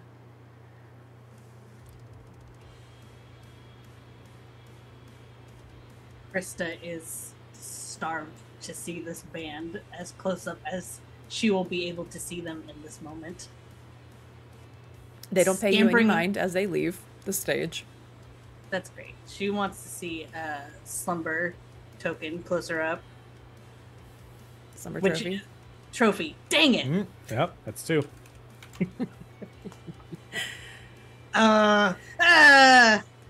This is what I get for actually being into the real life band. This is The- the hell I have to go through.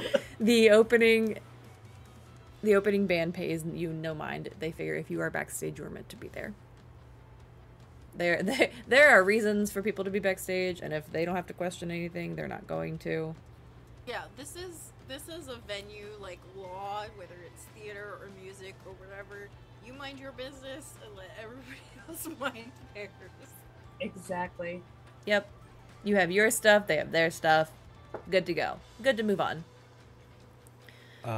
Isaac is going to. He realizes he's pushing his friend a little bit today, but he's just going to say, any help on an escape route would be wonderful right now.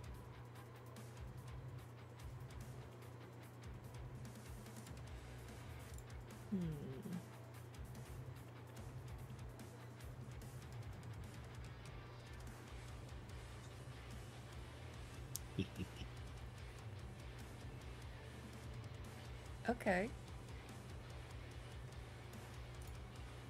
Look, I did say I was going to donate money if you threw me for a loop, and here we are. I will add that to my Hey. taxing at the end. Hey. Hey. You feel almost... You can almost see it in your mind as your guardian is assisting you. It's almost like a top view over, like a maze, essentially. And there is, for lack of better words, a "you are here" ping. And you do see almost in a... Describe your guardian for me. What kind of aura do they emit to you?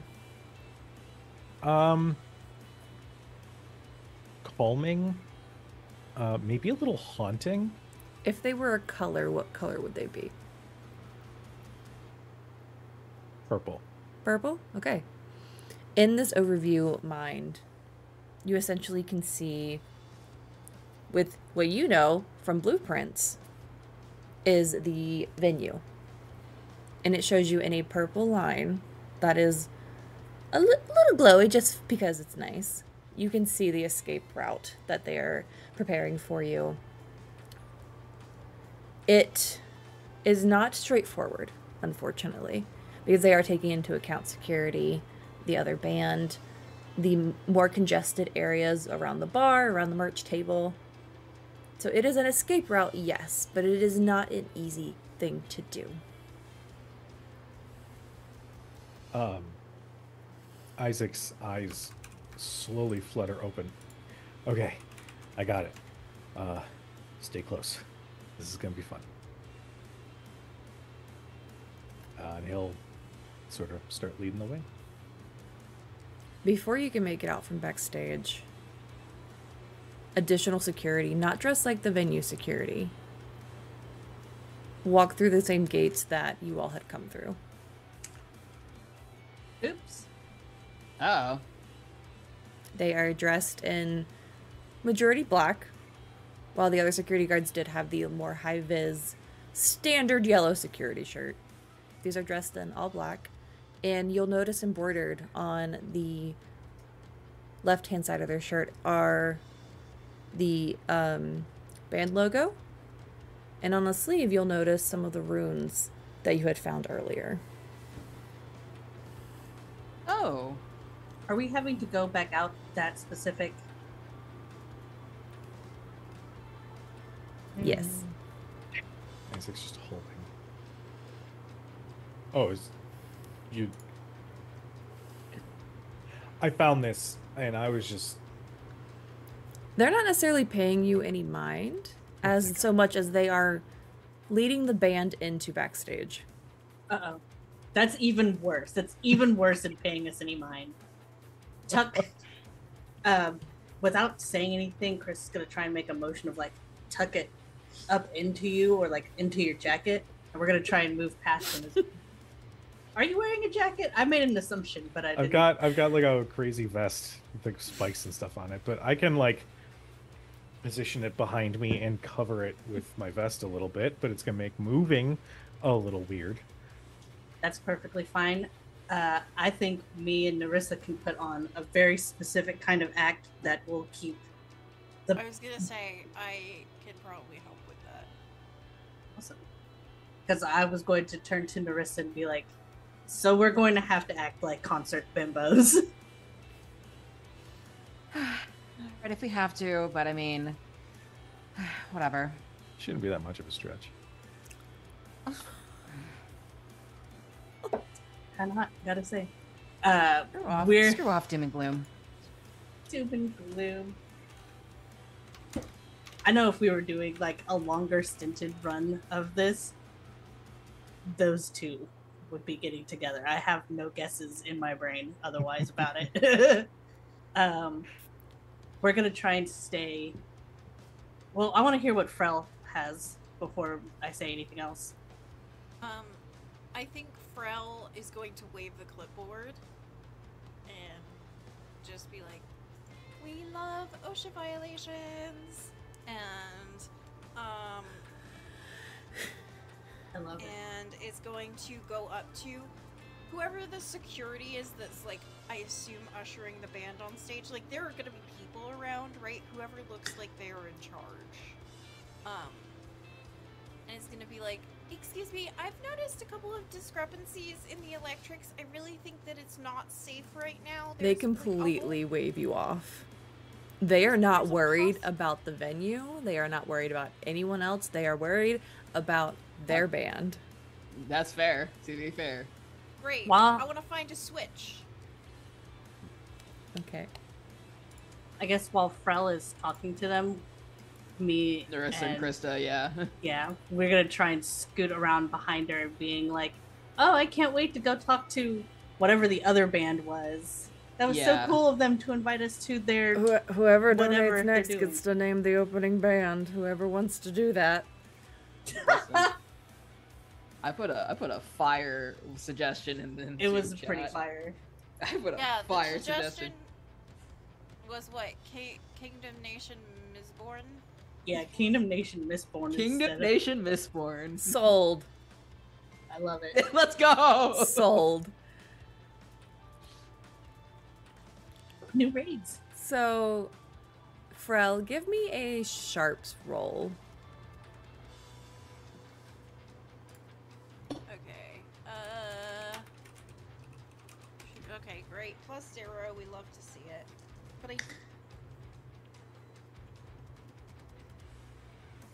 That is a 7, so I guess I'll take that. I don't need the +1. It's not going to get me anything special. So, you're able to locate a switch on the So looking other at a side switch. of the stage. Eee. On the other side, in the other wings of the backstage.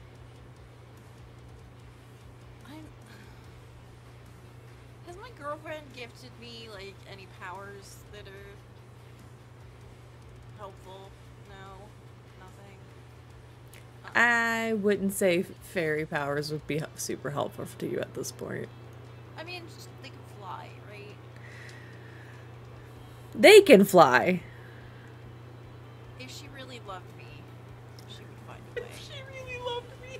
Oh my god. Like, Okay, here's the really? thing. I do have a move for this, but it's the move that I mentioned earlier. So, if the creature is not present, then I don't think I can use it. Okay, because I have like one of the questions is like perfect, but it's not. Okay, I want to unplug something. Nope, you are muted, love. You are muted. Gosh, I'm, hard muted. Before we do that, I'm going to let our concert bimbos attempt to talk their way to please being do. backstage. Hell yeah. Krista, Narissa, what are you telling these security officers? Krista, if you want to lead. It's not about being backstage. We're trying to leave backstage. But you are still presently backstage. When, in Right. theory, you are not supposed to be there. Definitely not supposed to be. You're right. Okay, so earlier I was saying something to the extent of I can't wait to get to meet whoever, whatever. I'd like to change those words instead to say, I'm so glad that Kingdom Nation Mistborn like invited us up to listen to them from backstage. It was so cool. I can't believe they just let us back here, and now we're gonna go and hang out with them in their. Yeah, I can't believe they invited us to their green room. Oh my god, I am so excited. Like, it's gonna be. Oh my god, I can't. It's gonna be so fun. Like. Oh my god, isn't that like the other band that's like playing here? Oh, that is like so cool. They're like Yeah, that- so cool. They're like so cool. Like, oh my god. Kind of taking me all black, not gonna lie. Like, It's so fire. I love it. No one says fire anymore. Why did I say that? girl, you're fine. I promise. They're not gonna care. So energy like that as we're like. The other Speeding crew on. that is deemed as Slumber Trophy, they don't look intense as the security guards. They do just look like standard crew. They are moving out instruments. They are moving out the drumming platform. They have unveiled this giant light fixture that is the entire Slumber Trophy logo. That you have, if you have researched the band at all from their previous concerts, would know that it lights on cues. Those are the cues that you had found earlier. Very methodic. Very alluring. Oh. Mesmerizing. Oh. Danger Wait. ops. Oh. It's a dangerous statement to say out loud to a hyper fan who is standing in and amongst this group. Yep.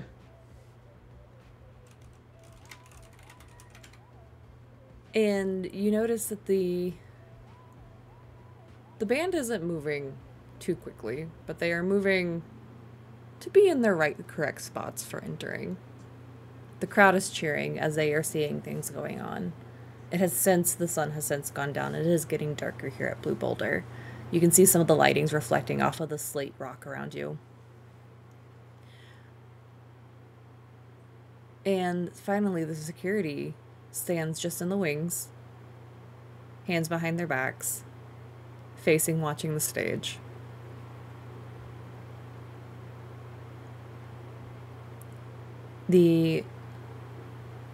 Frella, you did have something that you want to try, so I'll let you try that before the next part. And I just want to unplug some. I want to be as inconvenient as possible. Okay, there's so much tech and crew going around that One, there are so many people, something is bound to get unplugged, but there are people around that double check for things that are unplugged, unfortunately. They have people and things in set for this sort of thing. I mean, let me clarify. What I'm trying to do is buy time for the people with the mic stand to get further away by being as inconvenient as possible. So, like, I am not expecting to take this system down by unplugging a speaker, but I am going to potentially get attention when people are like, why is she unplugging that speaker? The crew's going to shoo you away. The security is fire risk. The security is not moving because dealing with wires and dealing with the equipment is not their job. This place is not up to code. Are these dudes paying the three of us any kind of mind? Or I guess technically the four of us, because Cheryl, I assume, has not left our side. They're not necessarily paying you mind, but they're definitely not letting anyone back through those gates. They're unmoving, unnerving. They seem completely unfazed and stone-faced. But as you're all standing there trying to figure out how exactly you're going to get from the back of the stage, the beginning notes of the first song on their set list does begin to play, and the lights go completely dark in the venue. The giant logo light starts lighting up in tandem with the opening beats of the song. And slowly but surely the band does make their way onto the stage. Sans mic stand.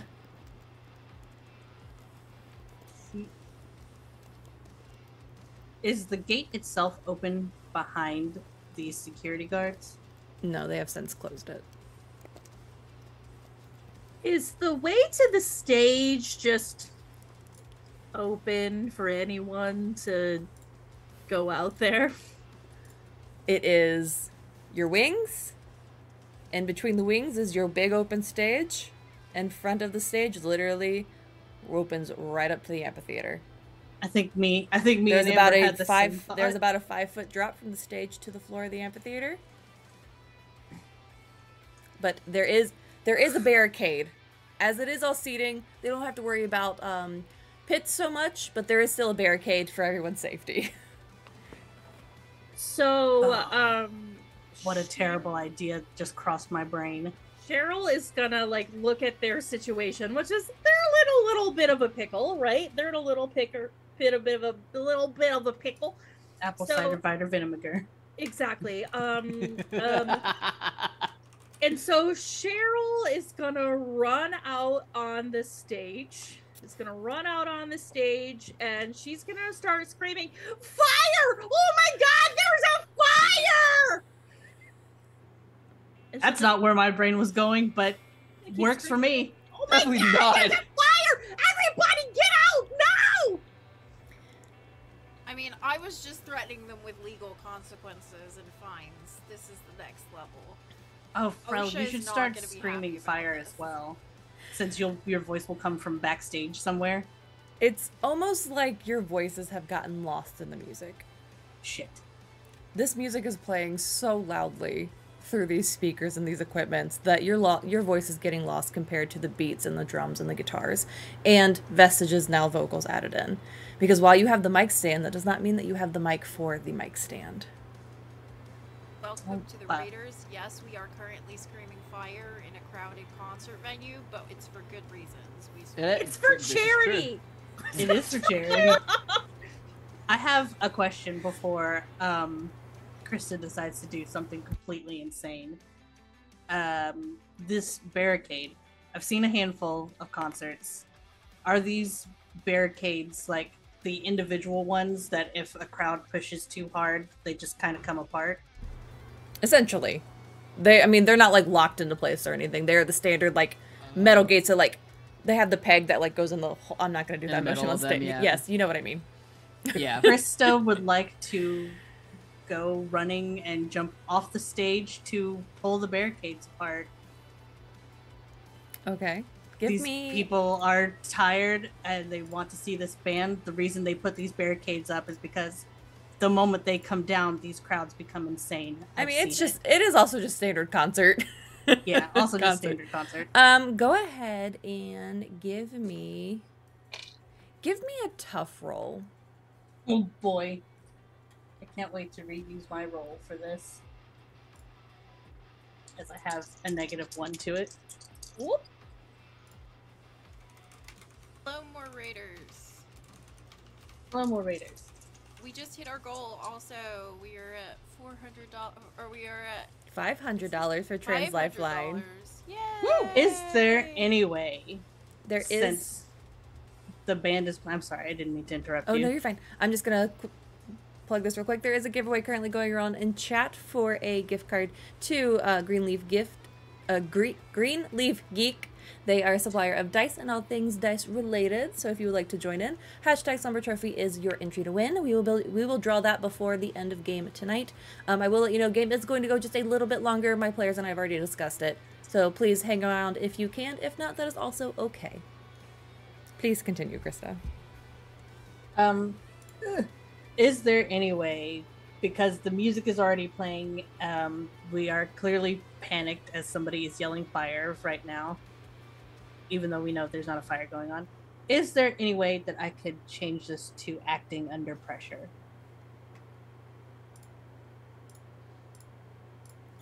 I wish I could find my character sheets that I have. One thing too is if I see Krista struggling to get them apart, you would also go and help out. I'm sure that Cheryl would definitely do that. Okay. Yep. Go ahead and give me a cool roll, Krista, and as well for you, Cheryl. You said Cheryl with such weight. I know, right? There's a reason behind that. Cheryl. Right, I'm gonna have to take one of my re-rolls. I am also gonna use my re-roll on that. That was poor. If you would like to give our players more rerolls, please donate to the link above. It might help them. It might save the entire world. Who knows? I would also like to do something beautifully risky and use all of my bottle up. Okay. So my cool is already +3, and bottle it up lets me add another +3 to this whole Okay. shit, which gives me a good old 13. All right. That also means you get to hold 3 things over me for now. Perfect. Which is great, as I have a hyperfixation for this band specifically. Haha. I'm gonna use my +1 on my roll to make it an even 10. Okay. So that I can actually help out. So you are both pulling at these metal barricade pieces. They're not chained together. And while security's there, they just think things are weird at a Slumber Trophy concert. They just kind of accept the things at this point. As long as no one is trying to crowd surf up the amphitheater, they don't care at this point. The band is playing. They are just making sure that no one dies at this point. So the barricade comes detached relatively quickly. You're able to dismantle piece by piece. It takes a little bit of heavy lifting, but nothing that is too unheard of. So the barricade is open. The barricade is completely undone. There's no audience trying to storm up to the stage? There is no audience trying to storm up to the stage because the music has begun and the music has entranced the entire crowd. Dang. There is swaying and there are hands raised up going along with the music, but there is no one storming the stage. That's... Sorry. Go I ahead. would like to know the second a supernatural entity appears so that I can use this move Yes. I've been trying to use. Yes. Trust me, you're gonna know. Okay, great. So the music is playing and people are being consumed by this music. I also deeply love this band, once I get the barricade pulled apart, And once you are in front of those speakers and can actually Once I'm hear in the music, yes, you are am I in included. trouble? Oh, cool. No. Oh, cool. I love Okay.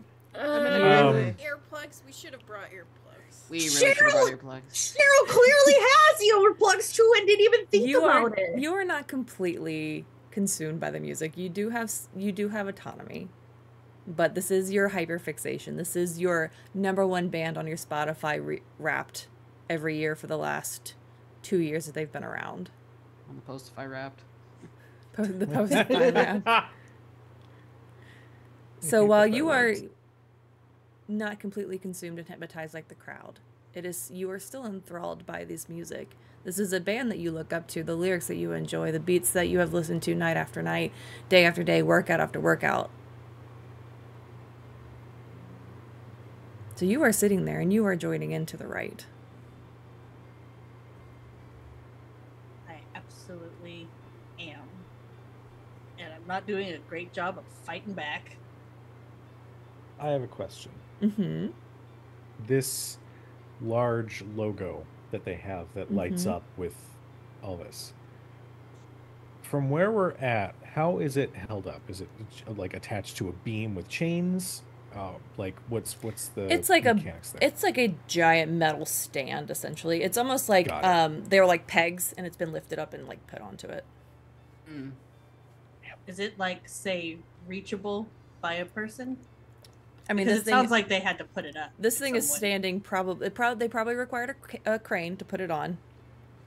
It stands probably about 10 feet. The light itself being 7 of that. How heavy Hey, does it look? This thing looks real heavy. Isaac, how tall are The you? base looking taller or heavier than the actual light itself, but it's still significant weight. About 6 foot. How tall are mic stands usually? They could go up pretty high. This one is for a singular person. It is not an adjustable one. Mm-hmm. So let's say True. Vestige is about 6'2", so it probably stands like 5'10". 5'10", Is it give or bad I'm take a few thinking inches. It's bad I'm thinking about doing the rock and roll thing and smashing this light with the mic stand. That is why I was asking also how thinking tall that. you were. I was also thinking How tall that. you were. Okay. So I also have an idea if that doesn't work. Okay. So I am all for smashing them. I think I might have an idea for waking Krista up. I don't know if it's gonna be good, but I do require some earplugs. Before I oh, Jesus Christ. Before I do the most heavy metal shit, I'm gonna turn to Narissa and just say, drinks if I make it out of this? Only if you're buying. Cool. And then he's gonna fucking bolt with the mic stand up over his head to try to smash the light. Okay. Oh god. Give I'm losing me my mind. give me a tough roll. Oh, This is okay. kicking some ass.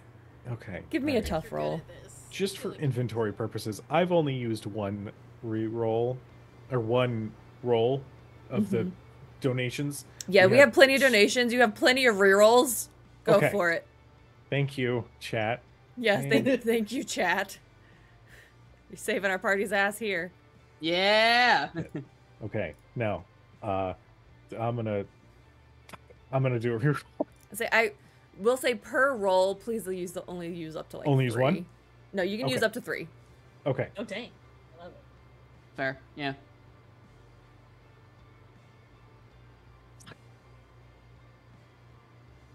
Okay, this is my last one. This is it. Regardless, whatever it is what it is.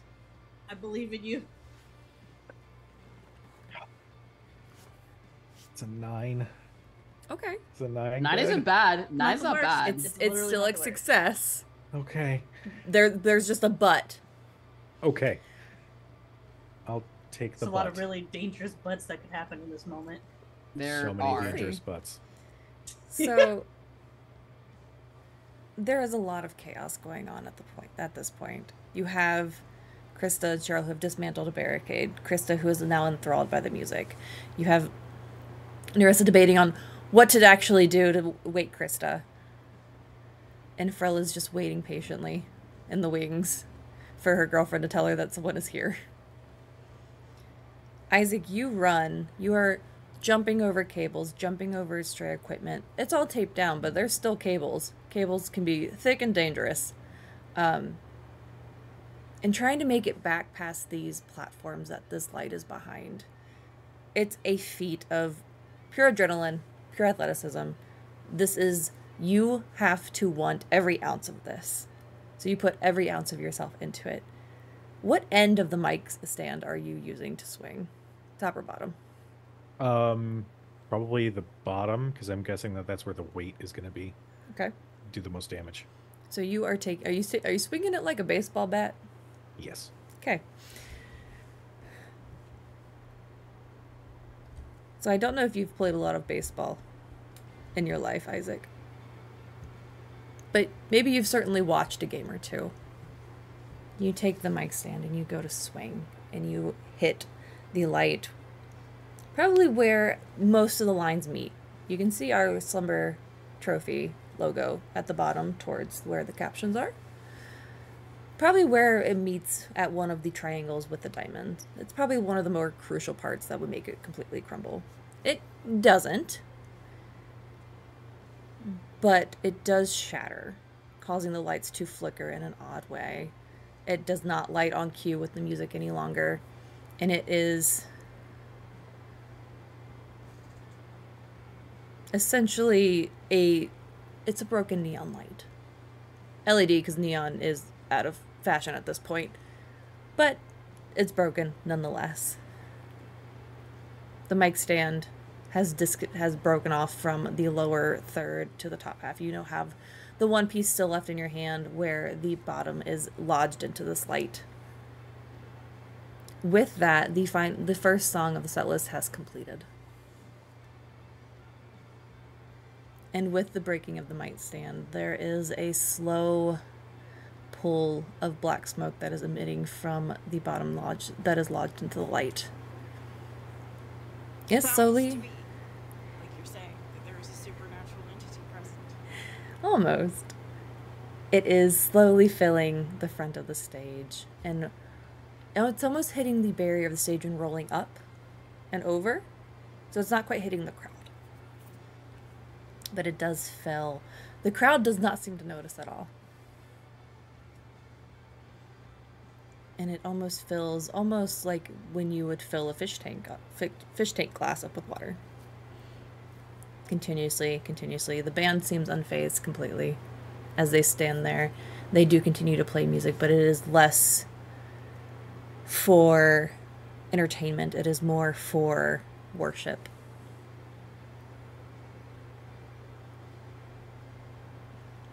And you hear a voice from this cloud of black smoke. Why have you stopped wanting me to arrive? And there is no body to this voice. But it does send chills through all of your spines.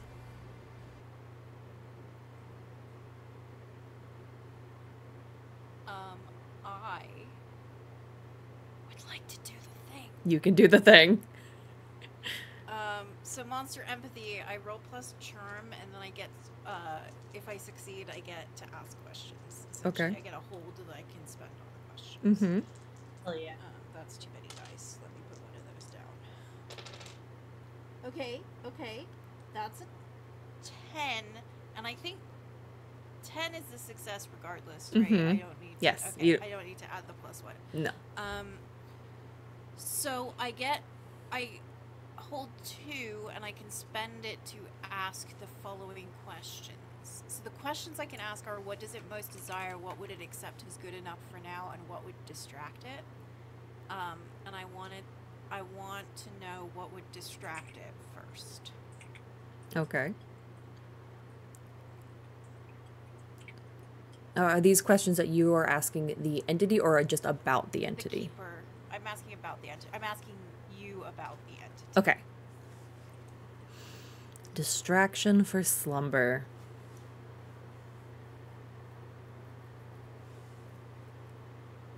I'm gonna have to add another pool for the being thrown. It's fine. We're up to like $30 donated at this point from me. Listen, it's a good move. I'm just It is saying. a fantastic move, and I applaud you. This is why I've been like, what, is it here yet? Mhm. Is it here yet? As for a distraction, Mommy goddess, are we there yet? as for a distraction, it would have to be a call from the other side, Okay. from the plane that, or at least another plane that is not of the worldly one that you are currently on. Let me hit up my girlfriend real quick. You think I'm kidding? I am not kidding. Okay.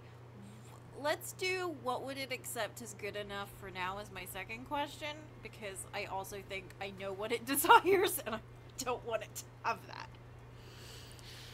What it would be good enough for now would be additional servitude. Sure. Because while the ultimate plan is one thing, having others in servitude to collect power steadily over time instead of just one big go is also sufficient. Okay, this is not a question that I get granted by the move. I just want to know, do I have a way to quickly contact Queenie and kind of like ask her to send a text or something? You'll hit up this other plane of existence. Send a planar text. Did you communicate your new assignment?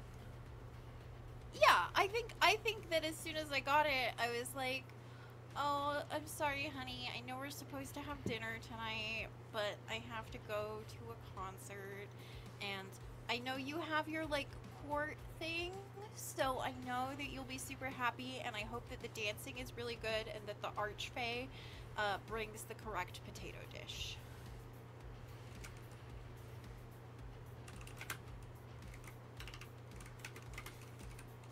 Okay. So I feel like you have this sort of relationship where, yes, you go and do your own thing, but when you're on assignment, there's kind of like this little... It's probably not her exactly, but a person's of her court that kind of keeps a watch. Her executive assistant. Yes, essentially. And it's not so much to spy, it's more so like safety net. Like in case of situations like so. Just to make sure, like, it would be really shitty if, like, you actually died and she had to find a new girlfriend. Because dating is hard. Especially when you're on a different plane of existence. It's like, you know, Rhea just doesn't have whatever the... What is...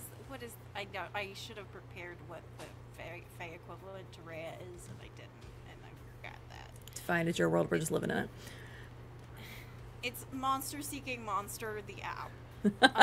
I'm sure Derek has a name for it somewhere. Yeah, Derek, that's your homework.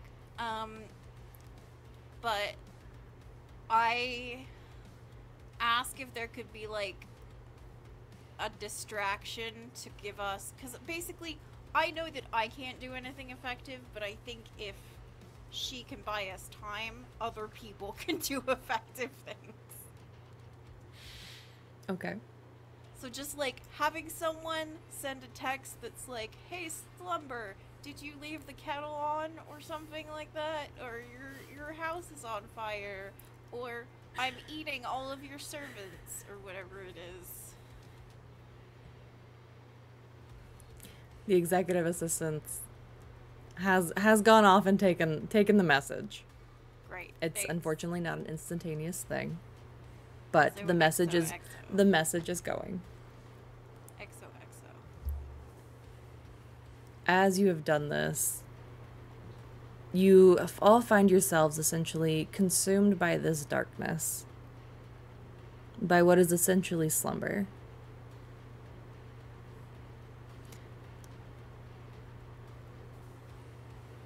And it feels almost comforting.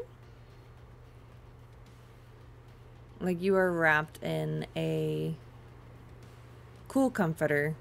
There is a slight chill to it. It is not warmth.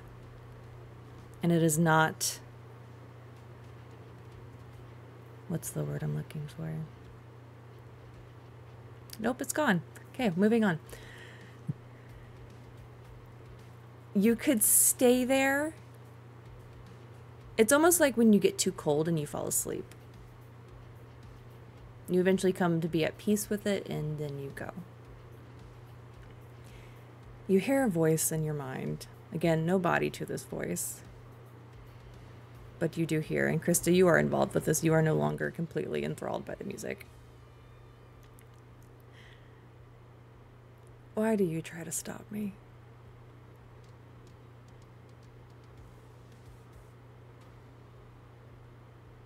Anything that feeds off of people doesn't belong here. But everyone is so tired already. You made them that way. Your band made them that way. They were already tired before I had anything to do with this. Tell yourself whatever helps you sleep at night. But we all know that you're not just trying to make them tired. What is wrong with a little sleep? Don't you all want to enjoy just a nice little nap? Not when that sleep happens to be eternal. Yeah, I don't think we want eternal. Just for a little while. How long is a little while to you? A few hundred lifetimes. Nope. Pretty Hard eternal to pass. us, unfortunately. Yeah, Often on like, that even bitch. I don't need that much beauty sleep. Like, Oh. shut it. Not right now, Isaac. Y'all could make out in the van later. Ew. You be quiet. But I have seen your world, and there is so much sadness and hurt. Don't you want it to stop just for a while? There's also so much joy and hope and peace that you would also take from us. There can be peace in slumber. No. There's just slumber. Nothing changes. If anything, it makes everything worse. So, with all due respect, get the fuck out. Make me. Oh. And you feel the smoke around you almost tighten. It is a little harder to move. It does get colder. Honey, if this is how you're gonna play your cards, you should have bought me dinner first. Dude.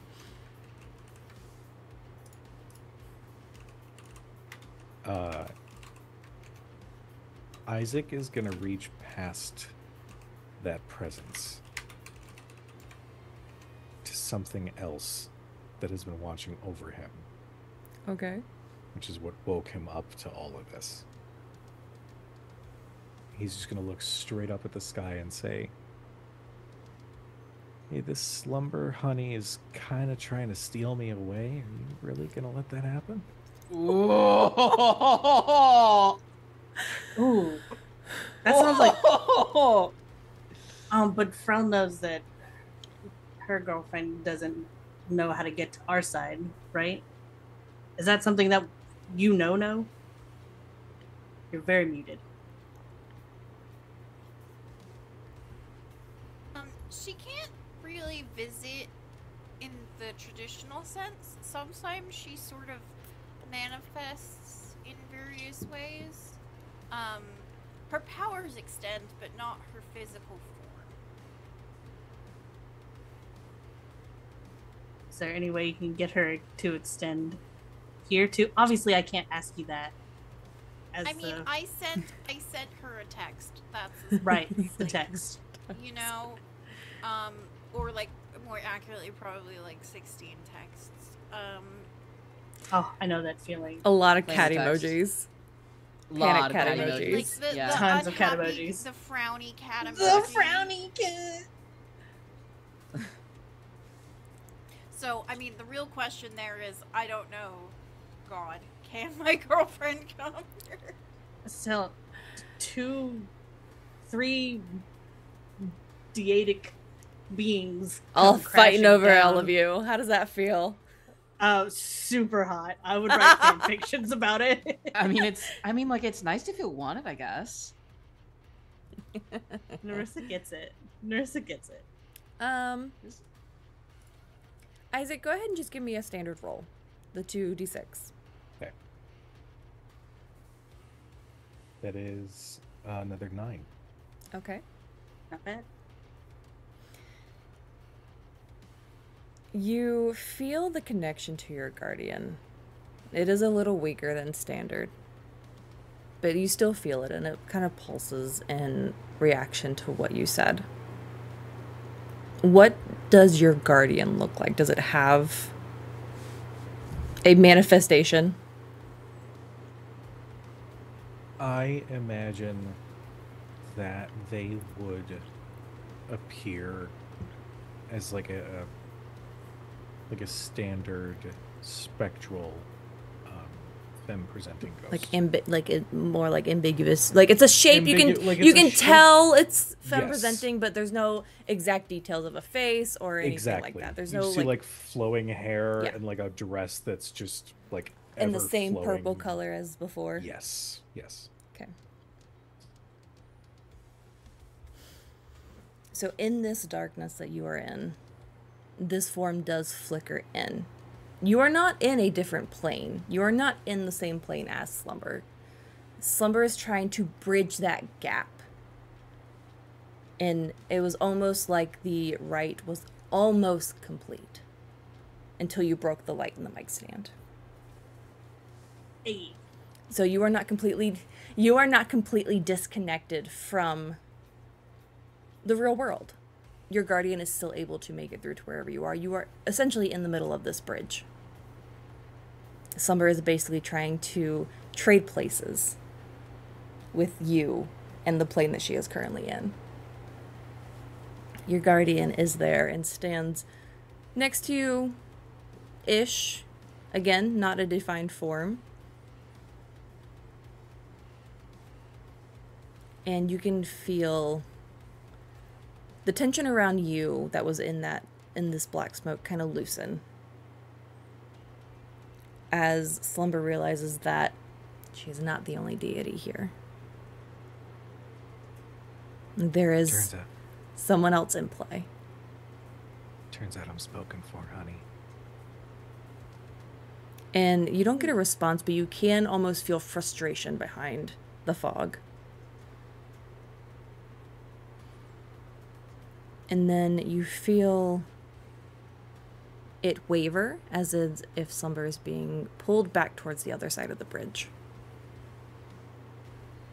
Something else is coming through from her plane of existence. You can't tell what because you are not in that plane, but you can feel her presence weaken. Would anybody else like to do anything? I would like to, because I have a talisman given to me by my romantic partner. Mm-hmm. And I think it is Like just a like romance partner. a flower, a dried flower Mhm. in like a little bottle on my necklace. And I would like to hold it and be like, that would be a really great time. Like, just saying, if you're gonna, like, I know we didn't have plans today, but like,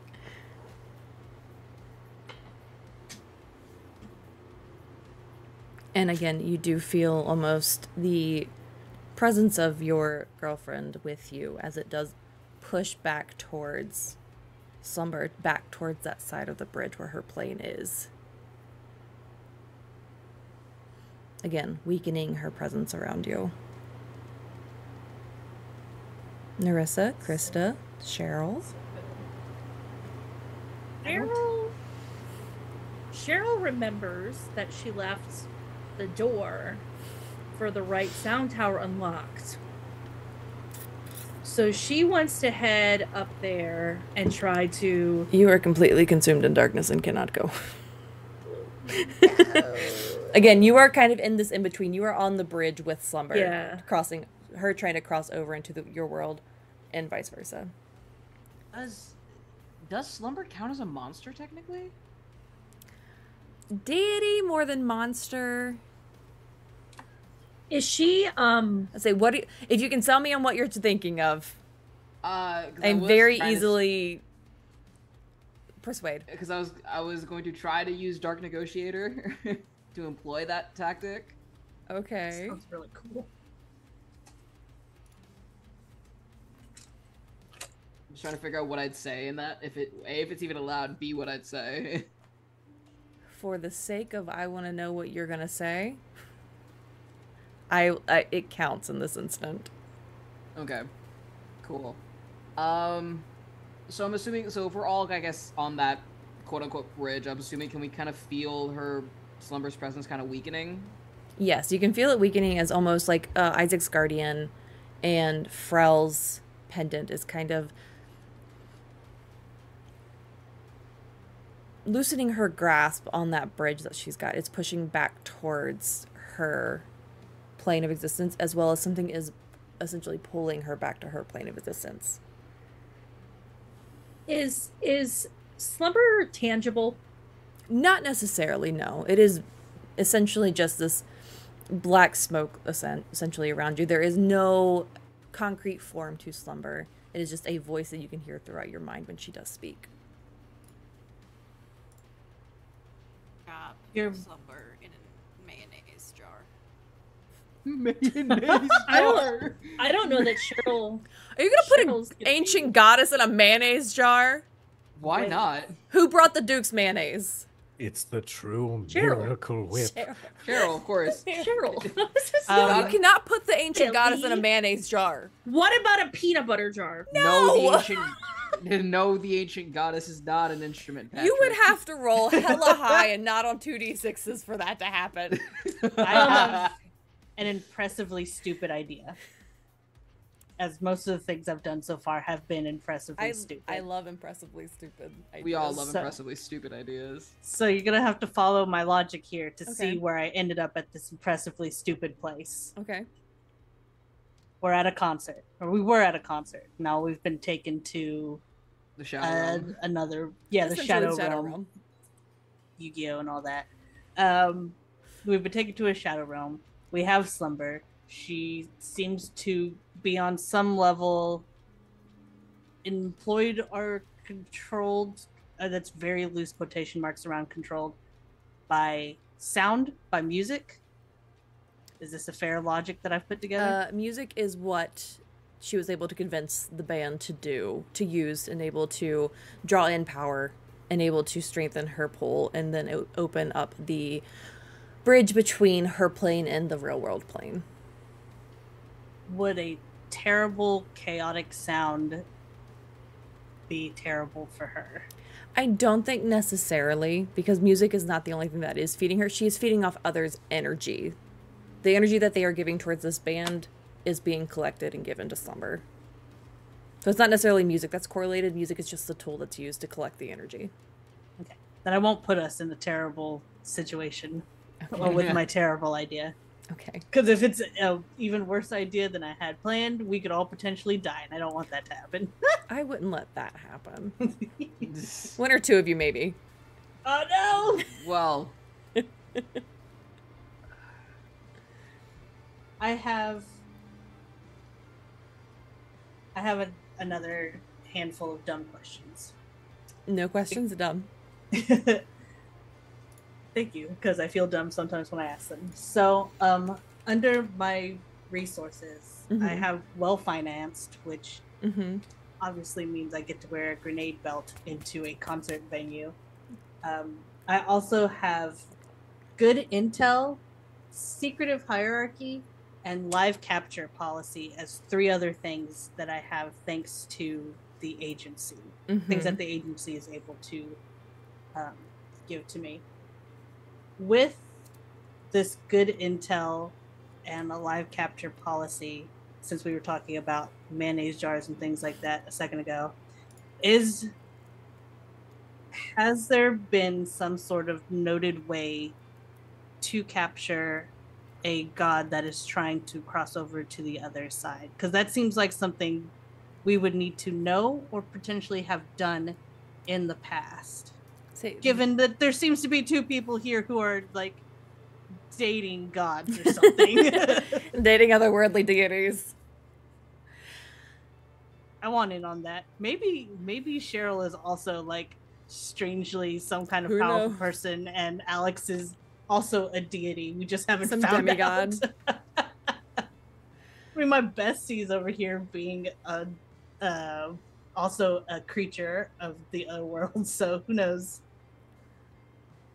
While the research team wasn't able to find anything on Slumber, perhaps, there are different other cases that have since been closed of rogue deities coming over from their realm of existence.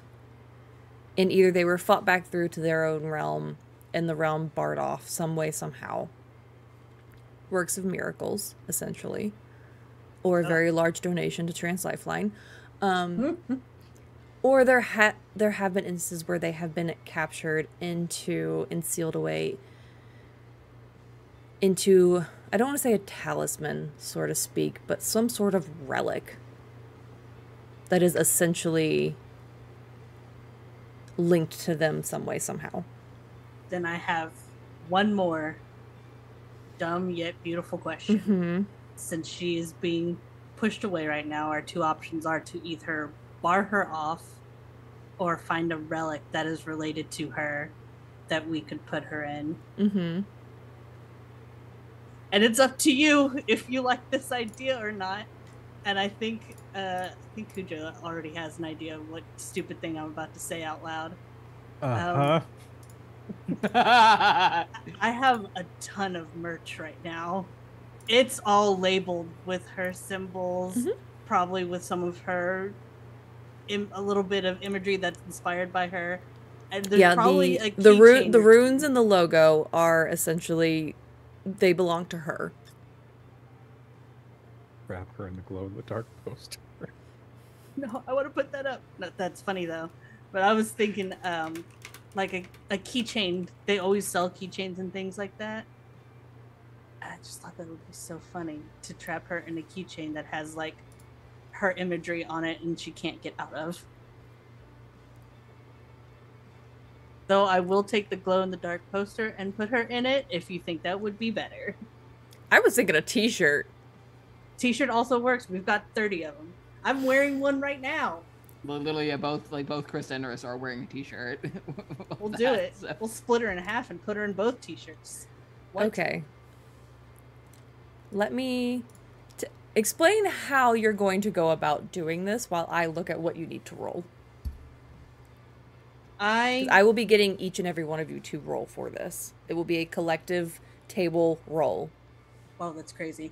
So Krista knows all of Slumber Token's music. Slumber Trophy. Yeah! That's 3. I will never escape this. This house is a nightmare. You love it though. I was looking dead at their name on Twitch and was like, I'll get it right this time. No, I won't. Anyways, for Krista's part, Krista knows every Slumber Trophy song. Knows all of them. Probably recognizes a bunch of the runes as it stands, as it's all iconography, and could maybe find a way to use that music to very specifically draw Slumber to her. Okay.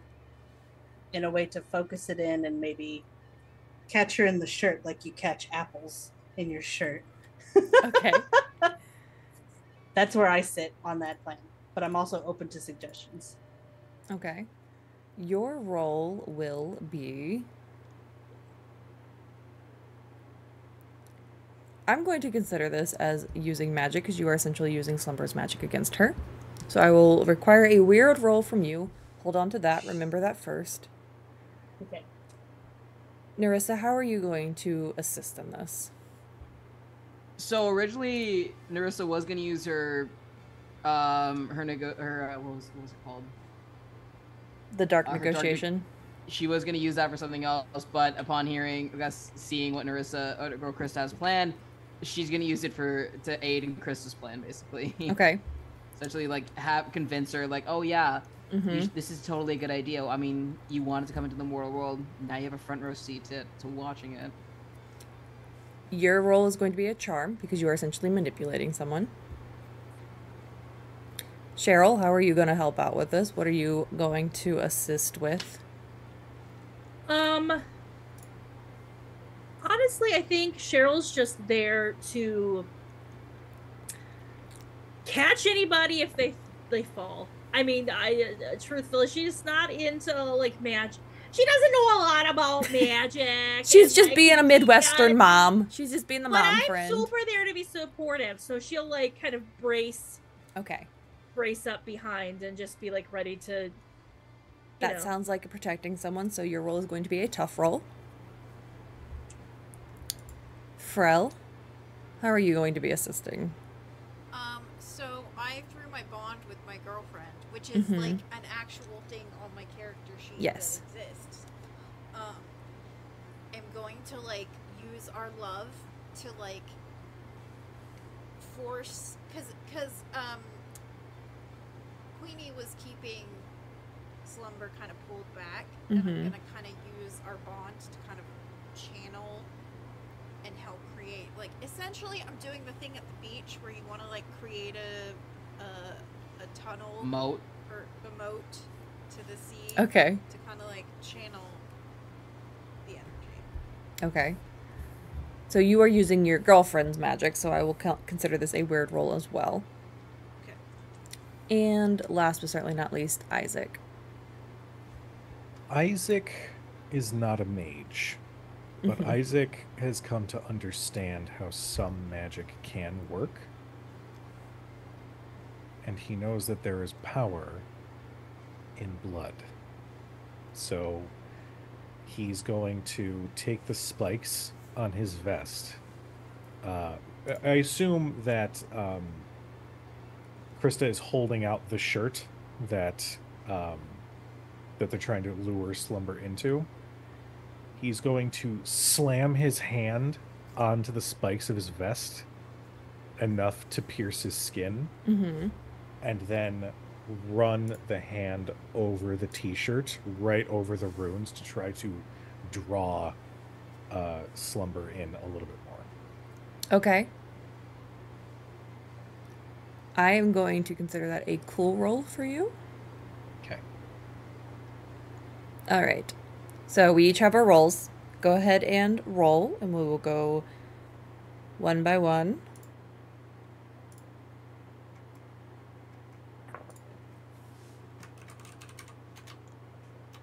Krista, what did you get? I have a thing on my sheet. I know we have like 13,000 rerolls or whatever, which I love. I love that. I love how many donations we got in. But I do have a thing on my character sheet where I can mark luck to change a roll to 12. Okay. Or to avoid all harm.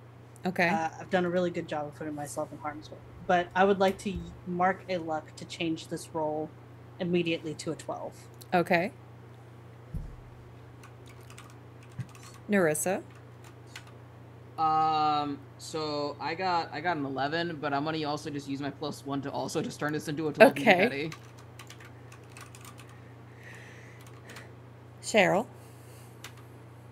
So Cheryl rolled a 7. However, Cheryl would like to use her mundane special. When you spend a point of luck, you'll find something weird, maybe even useful. So Cheryl wants to see if wants to take a look around as like a last ditch effort to look maybe in your bag for something weird or useful. Yeah. Yeah. I would check the suggest tactical looking in your purse. bag because there's nothing else around you. Okay, yeah, it is like She finds checking a the loose bag. Prozac in the Shadowlands that we're in. rolled out of her- It's like it's it's rolled out of her spinach. It's Ziploc Popeye's baggie. spinach. Yeah. Whoa, But that yeah, would be a damn it's- good find. She That wants is a to pretty look in good her find. bag to see if she's chucked anything in there that might be useful. What would Cheryl find useful in this situation? That's a great question. Because Cheryl's As you are like, as you are bracing your fellow agents, possibly your friends, family, what is the one thing Cheryl would want to have in hand? Please don't say Midwestern salad. That's not actually vegetables. Okay, I was actually gonna say a sweet. I was gonna say a sweet answer, but I kind of like that one better. No, a picture of her kids. Oh, Perfect. Aw. Absolutely. You are the type of mom that would have printed pictures of your children and not just have them on your phone. They are in your little planner.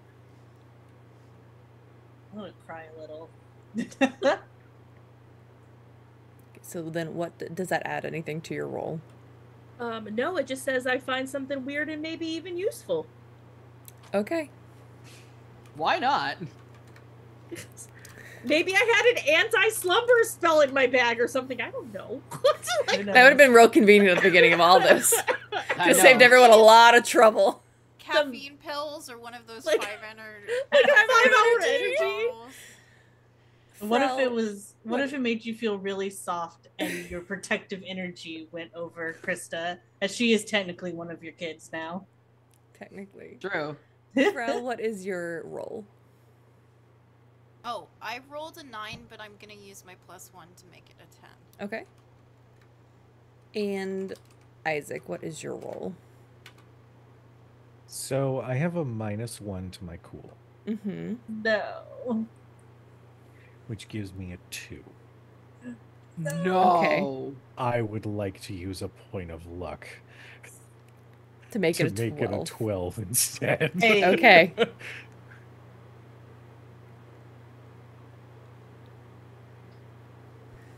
So altogether, averaged out, you have all rolled a 10. Hey. Hey. That's pretty good. So that is a super success. Not just a success with Yay. complication and not a failure. Great success. Great success. Great success. Good job. So yeah. as you are trying to essentially... Hold please, I lost music. I was wondering why it got so quiet. You feel a back and forth tug of war almost for a second before the other power on the other end of Slumber's realm lets go. And Frel, you would know that that was your girlfriend trying to do her leg of the work. Whatever distraction was present in Slumber's realm has now released, and she is being pulled towards Nerissa's negotiation. Krista's love for Slumber Trophy. Cheryl's love for her children. Isaac's sacrifice. And Frel's quick thinking of, this is bigger than us, I need help. And slowly but surely, the dark fog around you is being put into this shirt that has all the tour dates listed, with the tour art and the logo and the runes of slumber that now has Isaac's blood on it. Please don't wear this. It is technically a biohazard. Yeah, it's a little unsanitary. Sorry. But I do want to wear it, though. Someone will have to take it from me. Okay, No one's let's taking not it from you. Yeah, let's not put the Well, shirt the with agency might take it from you and God. put it away for safekeeping, but that's a different story. Yeah. Let's not put the shirt with the ancient god seal inside of it. As Slumber is being put into this t-shirt, Blue Boulder does come back into sight. The band is still there, and they're still playing music. Time did not stop while you were in this realm. The crowd, they are seemingly normal concert crowd. They are no longer hypnotized by the music. It is just music. And you are there, in the wings. Security is still there. The broken light is still there, seemingly unnoticed. No one seems to care that the light is broken. It seems like part of the show at this point. Metal. Exactly. And you were all standing there with this t-shirt, Krista, in your hands. You have essentially, I don't want to say defeated Slumber, but you have definitely put a hold to whatever she was planning. The very next thing I'm going to do, because it's something else that I get to do on my sheet, is call the agency immediately for them to help us get out of here. You make that call, and a different sort of security does come through the gate that was previously blocked off by Slumber Trophy's security. They are able to usher you out through a back passage that the band would usually take to get to backstage. And they release you out a back gate of Blue Boulder, and there is a van waiting for you to take you back to whatever accommodations you have chosen. And essentially, your mission is done. There are debriefings that happen, and you are all set free off your lives until your next assignment. The agency does take the shirt, unfortunately, to lock away for safekeeping and for examination. They do compensate you for that shirt, but not the others that you did buy. You know, this is probably going to take a couple bucks at a clinic to get stitched up, you know, if you want to spot me. You have workers' comp. Oh, I also have medic. I can stitch you back up if you want. All right, sure. Cheryl will kiss it and make it feel better. Okay, I'll take the medic. Oh, So sure. I could have kissed to make it better for you. I have a feeling you wouldn't make anything better with a kiss. Them fighting words. Wow. We're gonna fight at the Waffle House. I can think of one thing. I love it. I'll have to do another one shot with this specific group Look, of characters. Monster of the Week is the type of game where you can leave it with your characters and come back to it later with a new adventure. Hell yeah. So Next we gotta see Chapel Dapple in concert. you know, maybe it's a Pride concert next year. Who knows? The gay demon. I love it. Is there anything that each one of you want to leave off for your characters in the meantime, now that their assignment and mission is complete? Rel is gonna find a really nice gift for Queenie to thank her for helping out with the mission. And is going to set up like a nice little dinner date. And we're working on the becoming not long distance thing. That's, you know, maybe next time. Stay tuned. But they have a really cute little, like, it's not Skype, but again, Derek, work on this. Fairy Discord. Fairy Plain or Discord. Skype. Fistboard. And it's just real cute. Faycord. Faycord? Say Discord would still work here, as Discord is in a handful of mythologies a fae that hangs out. That's true. Very true. It's owned by an archfey, actually. Christo is probably very excited to, one, stitch Isaac up and stop him from bleeding. She rather enjoys doing the medic stuff. And to get home with her gobs and gobs of merchandise and whatever Narissa didn't want, to show off to Alex and be like, look, I finally have more stuff that's going to go in my closet that no one is allowed to look at.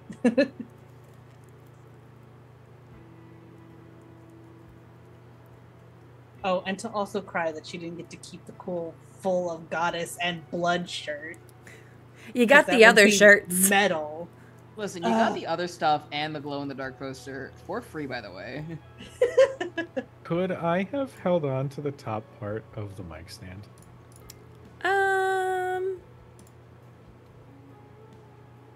Sure, why not? Hell yeah. Souvenir. After like a week later, Krista gets a package in the mail, and it is the top part of the mic stand. I hate how equally excited I am for it as Krista would be. Because if that mic stand showed up at my house, I would disintegrate from joy.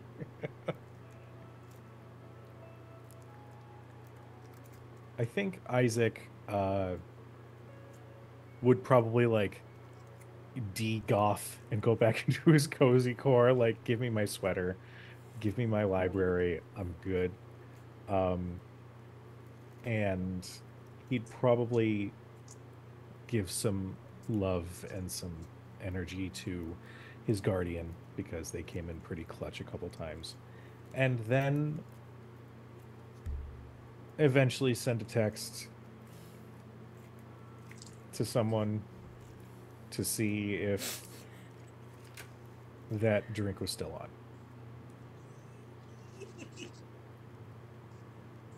Is that drink still on? Well, first things first. After getting back, Nurse would kind of cozy up for a little bit, make sure she's all good. Julie's still in place, hair's still good. She does see the text, smiles, and replies yes with a winky face. Oh, with a winky face? Oh, shit! Oh, fuck. Yeah. Winky face. Yeah, is it a cat winky face? It is not, but she does have her own. She does throw a little bit of a. She has like there's like a custom emoji that she found, like a custom set of emojis that are all basically like mermaids, essentially. I need So those it's like emojis. so it's like a mermaid winking, essentially. I just text back extra. Love it. Absolutely ridiculous. You haven't seen the half of it yet.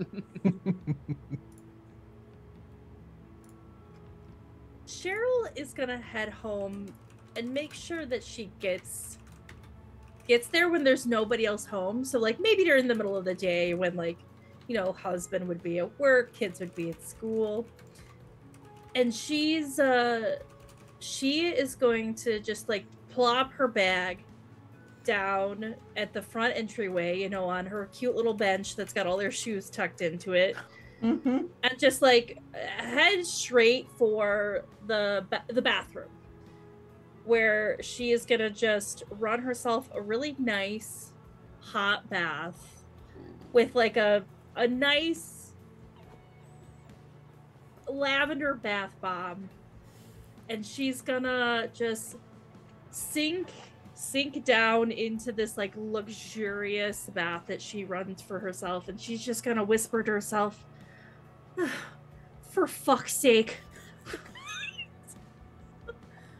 Oh my god! The first curse we I hear love from it. Cheryl Oh, this I whole love it. Oh, I session. love it. I love That's it. fucking exquisite. The agency does take the Slumber Bound t-shirt and does lock it away in the vault with the other relics and trinkets that should not be fit for the public. Things go back to normal. Slumber Trophy still succeeds in their music because they do make good music. People leave their concerts with their standard post-concert sleepiness and down period, because what else is there after a concert? And everything seems to be back the way it was prior to whatever deal they had cut with Slumber. And with that, our story is done. For now. I want to thank my wonderful table for playing with me tonight. Anyone who joins my tables puts an immense amount of trust in me because I don't GM very often, but when I do, it is always for a wonderful cause like Trans Lifeline.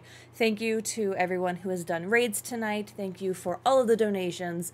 This money is going towards great work and is able to put this Lifeline in people's hands who actually need it. Remember that celebrating Pride is suicide prevention, first and foremost. Letting people be who they are 100% of the time without discrimination and hate allows them to feel more whole and less hopeless. So continue to celebrate Pride no matter what is going out in the world. If it is safe for you, if you're not in a safe place to celebrate Pride, again, think of yourself prior to the whole of the message. Do things safely, do things within your means. Before we do anything, again, thank you, my players. I appreciate you greatly. This was an amazing time. I'm going to let all of them plug their things and say more where you can find them, because I'm sure after all of this you want to go find them as much as I do out on the interwebs and see what the other projects they are doing. So we are going to go in the same order that we did with introductions. So Abhishek, you are first. All right. Hey everyone again. My name is Abhishek Watange. You see him pronouns. I have been playing our lovely little Narissa. He's they them. Turns out, fun fact, this never got revealed today, but Narissa was a siren. Narissa was a siren. I figured there was something there. Yeah. Narissa had siren heritage, so that's kind of why she was there. But you know, comes in handy. But you can find me over on the bird site at neon_Raiden. And you can also find me on you also find me on Blue Sky with the same at, just no underscore there. And then you can find me on Instagram at Abhishek Matange_VO. I'm a voice actor who likes to talk about a lot of things, nerdy things especially, so like anime, games, tokusatsu especially. So if you're into like Kamen Rider, Super Sentai, Ultraman, Godzilla, everything, I am into it. So yeah, I've got a couple of other projects that are coming up. One should be premiering fairly soon. And then I think back in September, I'll be over on Nerds with Dice for the remainder of Ironsworn: The Valley Season 2. So hopefully you guys can check that out when that comes around. Yeah, that's it for me. Wonderful. Again, go follow. There's just chef kiss amount of work and passion behind these things. And next up, we have Miche. Oh my gosh, it's me, Miche. You can hear me voice act on things like Jar of Rebuke and Hard Boiled Detective. I also do a ton of webcomic dubs with more down the line, I certainly hope. You can find me on Twitter at Miche_arts. That's where I post everything. And yeah, I'm usually skulking around at anything using Miche Arts. I'd love to see you, love to have you, and love to play a game again with this bunch of nerds. And next up we have Gilly. Hi, my name is Gilly. You can find me at Oh Look, It's Gilly in most places on the internet. I am an editor, a writer, and an actor and teaching artist and dialect coach and a bunch of other things. Speaking of which, I am editing for a book that is kickstarting right now. We've raised something like $35,000 so far on Kickstarter. I was gonna go look at what the precise number is, but it's many things. You can find more information on that. It's called Songs of the Spellbound Sea, Nautical Adventures for 5e, and it's incredibly cool supplement that has a lot of interesting stuff. I'm doing the copy editing for it, and it's real interesting. Next weekend, you can also find me doing Pride one-shots on Nerds with Dice. I'm doing 2 one-shots there. I'm playing Animon on Sunday, run by Sophia, and I am playing Queers on Saturday, run by Mary. Nerds on Wheels, I believe, is her handle. And then I will also be in another one-shot that weekend because I go 2 months without doing one and then do them all at once. That's my vibe. And I will be on Pantsless Tales, playing Roll for Shoes, run by Aziz. So that is going to be incredibly fun. We're raising money. Nerds with Dice is raising money for the Transgender Law Center, and Pantsless Tales is also raising money for Trans Lifeline. So we're going to be doing that. Upcoming, we are rescheduling the season 2 of the Masks campaign, the puzzle project, on Nerds with Dice, so stay tuned for finding out when that will be premiering. We did our first episode and then life got in the way, so we're going to be picking that back up soon. Gosh, if you could see the calendar scheduling I had to do this week for that weekend. Again, months go by, and then all at once, it's Pride, woo! So, yeah, follow me on all of the places doing all of the things. We love when people do all the things, especially for good causes. And we have Amber. Hi, I'm Amber, also known as analog_Amber, where you can find me at most places on the internet. I am primarily a Twitch streamer who likes to focus on giving back, whether that means charity campaigns like this one with my lovely questy besties at Team SideQuest, or if we are doing education through panels or shared stories or shared experiences. Giving back to my community means a lot of different things, and it doesn't have to cost a single dime. I have a lot of things coming up that I haven't announced yet. So including things for Disability Pride Month, which is in July, some TTRPG things that are coming up on my channel, some potential theatrical type things coming to the channel. So pretend like I didn't say any of those things because I haven't told a single soul. And maybe just if you feel like you just need a place for a warm hug and for big Cheryl energy, just come on over. We'd love to have you. Unless your name is Susan. Unless you're Susan, you bitch. God, I love Cheryl so much. And Kujo, last but certainly not least by any means. Hi, everybody. I am Kujo. You can find me at Kujo Plays Games and at Crit Hit Chronicles on all major social media platforms, unless it's Twitter, in which it's at Crit Hit Chron, because apparently character limits are a thing. That's fun. I am a TTRPG producer, game master, performer. You can find me consistently on Wednesday nights over at Nerd Immersion. We're playing D&D 5th Edition. We're doing Fandelver and Below. You can find Gable, the Gentleman Rogue. I have been Isaac, the resident grump of tonight's one-shot. Upcoming every other Tuesday, so not this upcoming Tuesday, but the one after, I run Daggerheart on Tuesday nights. Soon-ish, there's going to be a campaign that's going to take place on Thursdays in July. I haven't announced what it is yet, but I can tell you that it's going to be possibly involving some superheroes. And then in mid-August, thanks to the Kobold Creates program from Kobold Press, there's going to be a Tales of the Valiant campaign that will also be starting up and Crit Hit Chronicles on Twitch. So if you are a fan of that, by all means, come and follow. You are loved, you are appreciated. And thank you so much, Sword and Key, for having me on. This is awesome. This is great. Yeah, again, thank you all for having faith at my table and on our channel and our causes. We would not be able to do things like this without all of you. That brings me to... Hi, hello, my name is Kaila. I have many faces in many places here in the TTRPG realm. I do not stream on my own channel anymore. I am exclusively here at Sword and Key. I am essentially everyone's favorite here. You can find me on Saturdays at 3 p.m. Pacific playing our Siren Storm Sorcerer Scarlet Shores.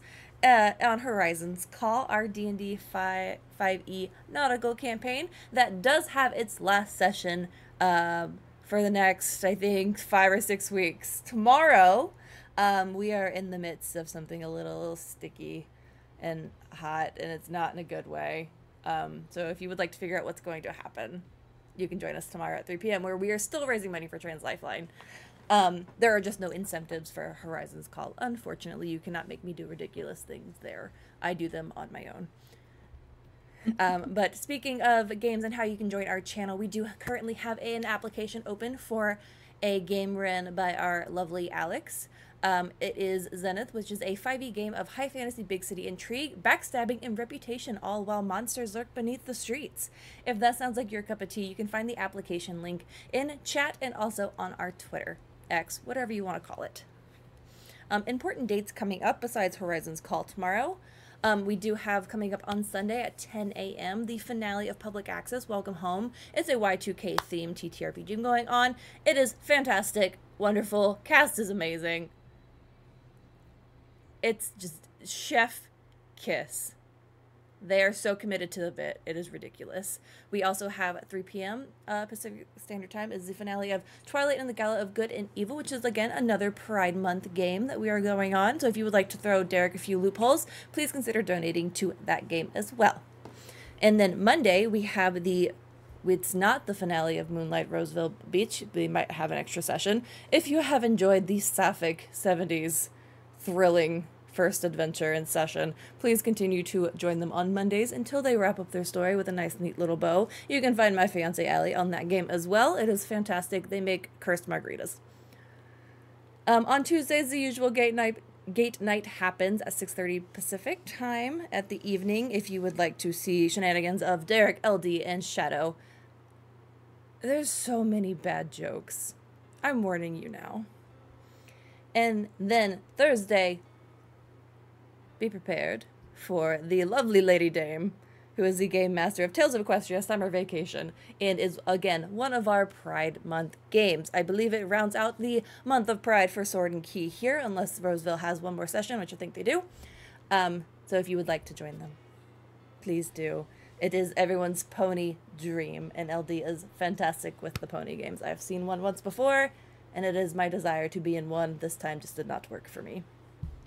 And Sunday on the 30th, there's a new episode of Monster Crush coming out. We all love monsters. We all love romancing monsters. And Derek is most certainly the one who loves to romance them the most. I believe that wraps everything up. Again, thank you so much to everyone who donated, everyone who has shared the links, has shared our tweets to get these games out here. Anyone who has stopped by, we appreciate you so much. And we could not do stuff like this without the support of a community here. It's been great. I completely might have forgot to add a ending video, so if you want to hang on one second, I'm going to add that right now, and we're gonna forget that this happened. Do it live. We'll do it live. I'll start dancing. We'll do it live. I don't know why it's not working. That's all I got. I got the weird glow sticky. Oh, sorry. Just hit the microphone. Sorry. We are going to raid Katie Exotic. Katie. Yep. Yep. Katie Quixotic. I keep trying to add an E in there. It doesn't work. Let's go say hi to Katie. Bring all of your good vibes and energy there. Thank you for joining us tonight. We will see you next time. Until then, don't make deals with ancient goddesses to steal everyone's energy and take over the world. Or do, maybe. I don't know. Or do. It's your life. Live your best life. Mind flare, goodbye. Good night.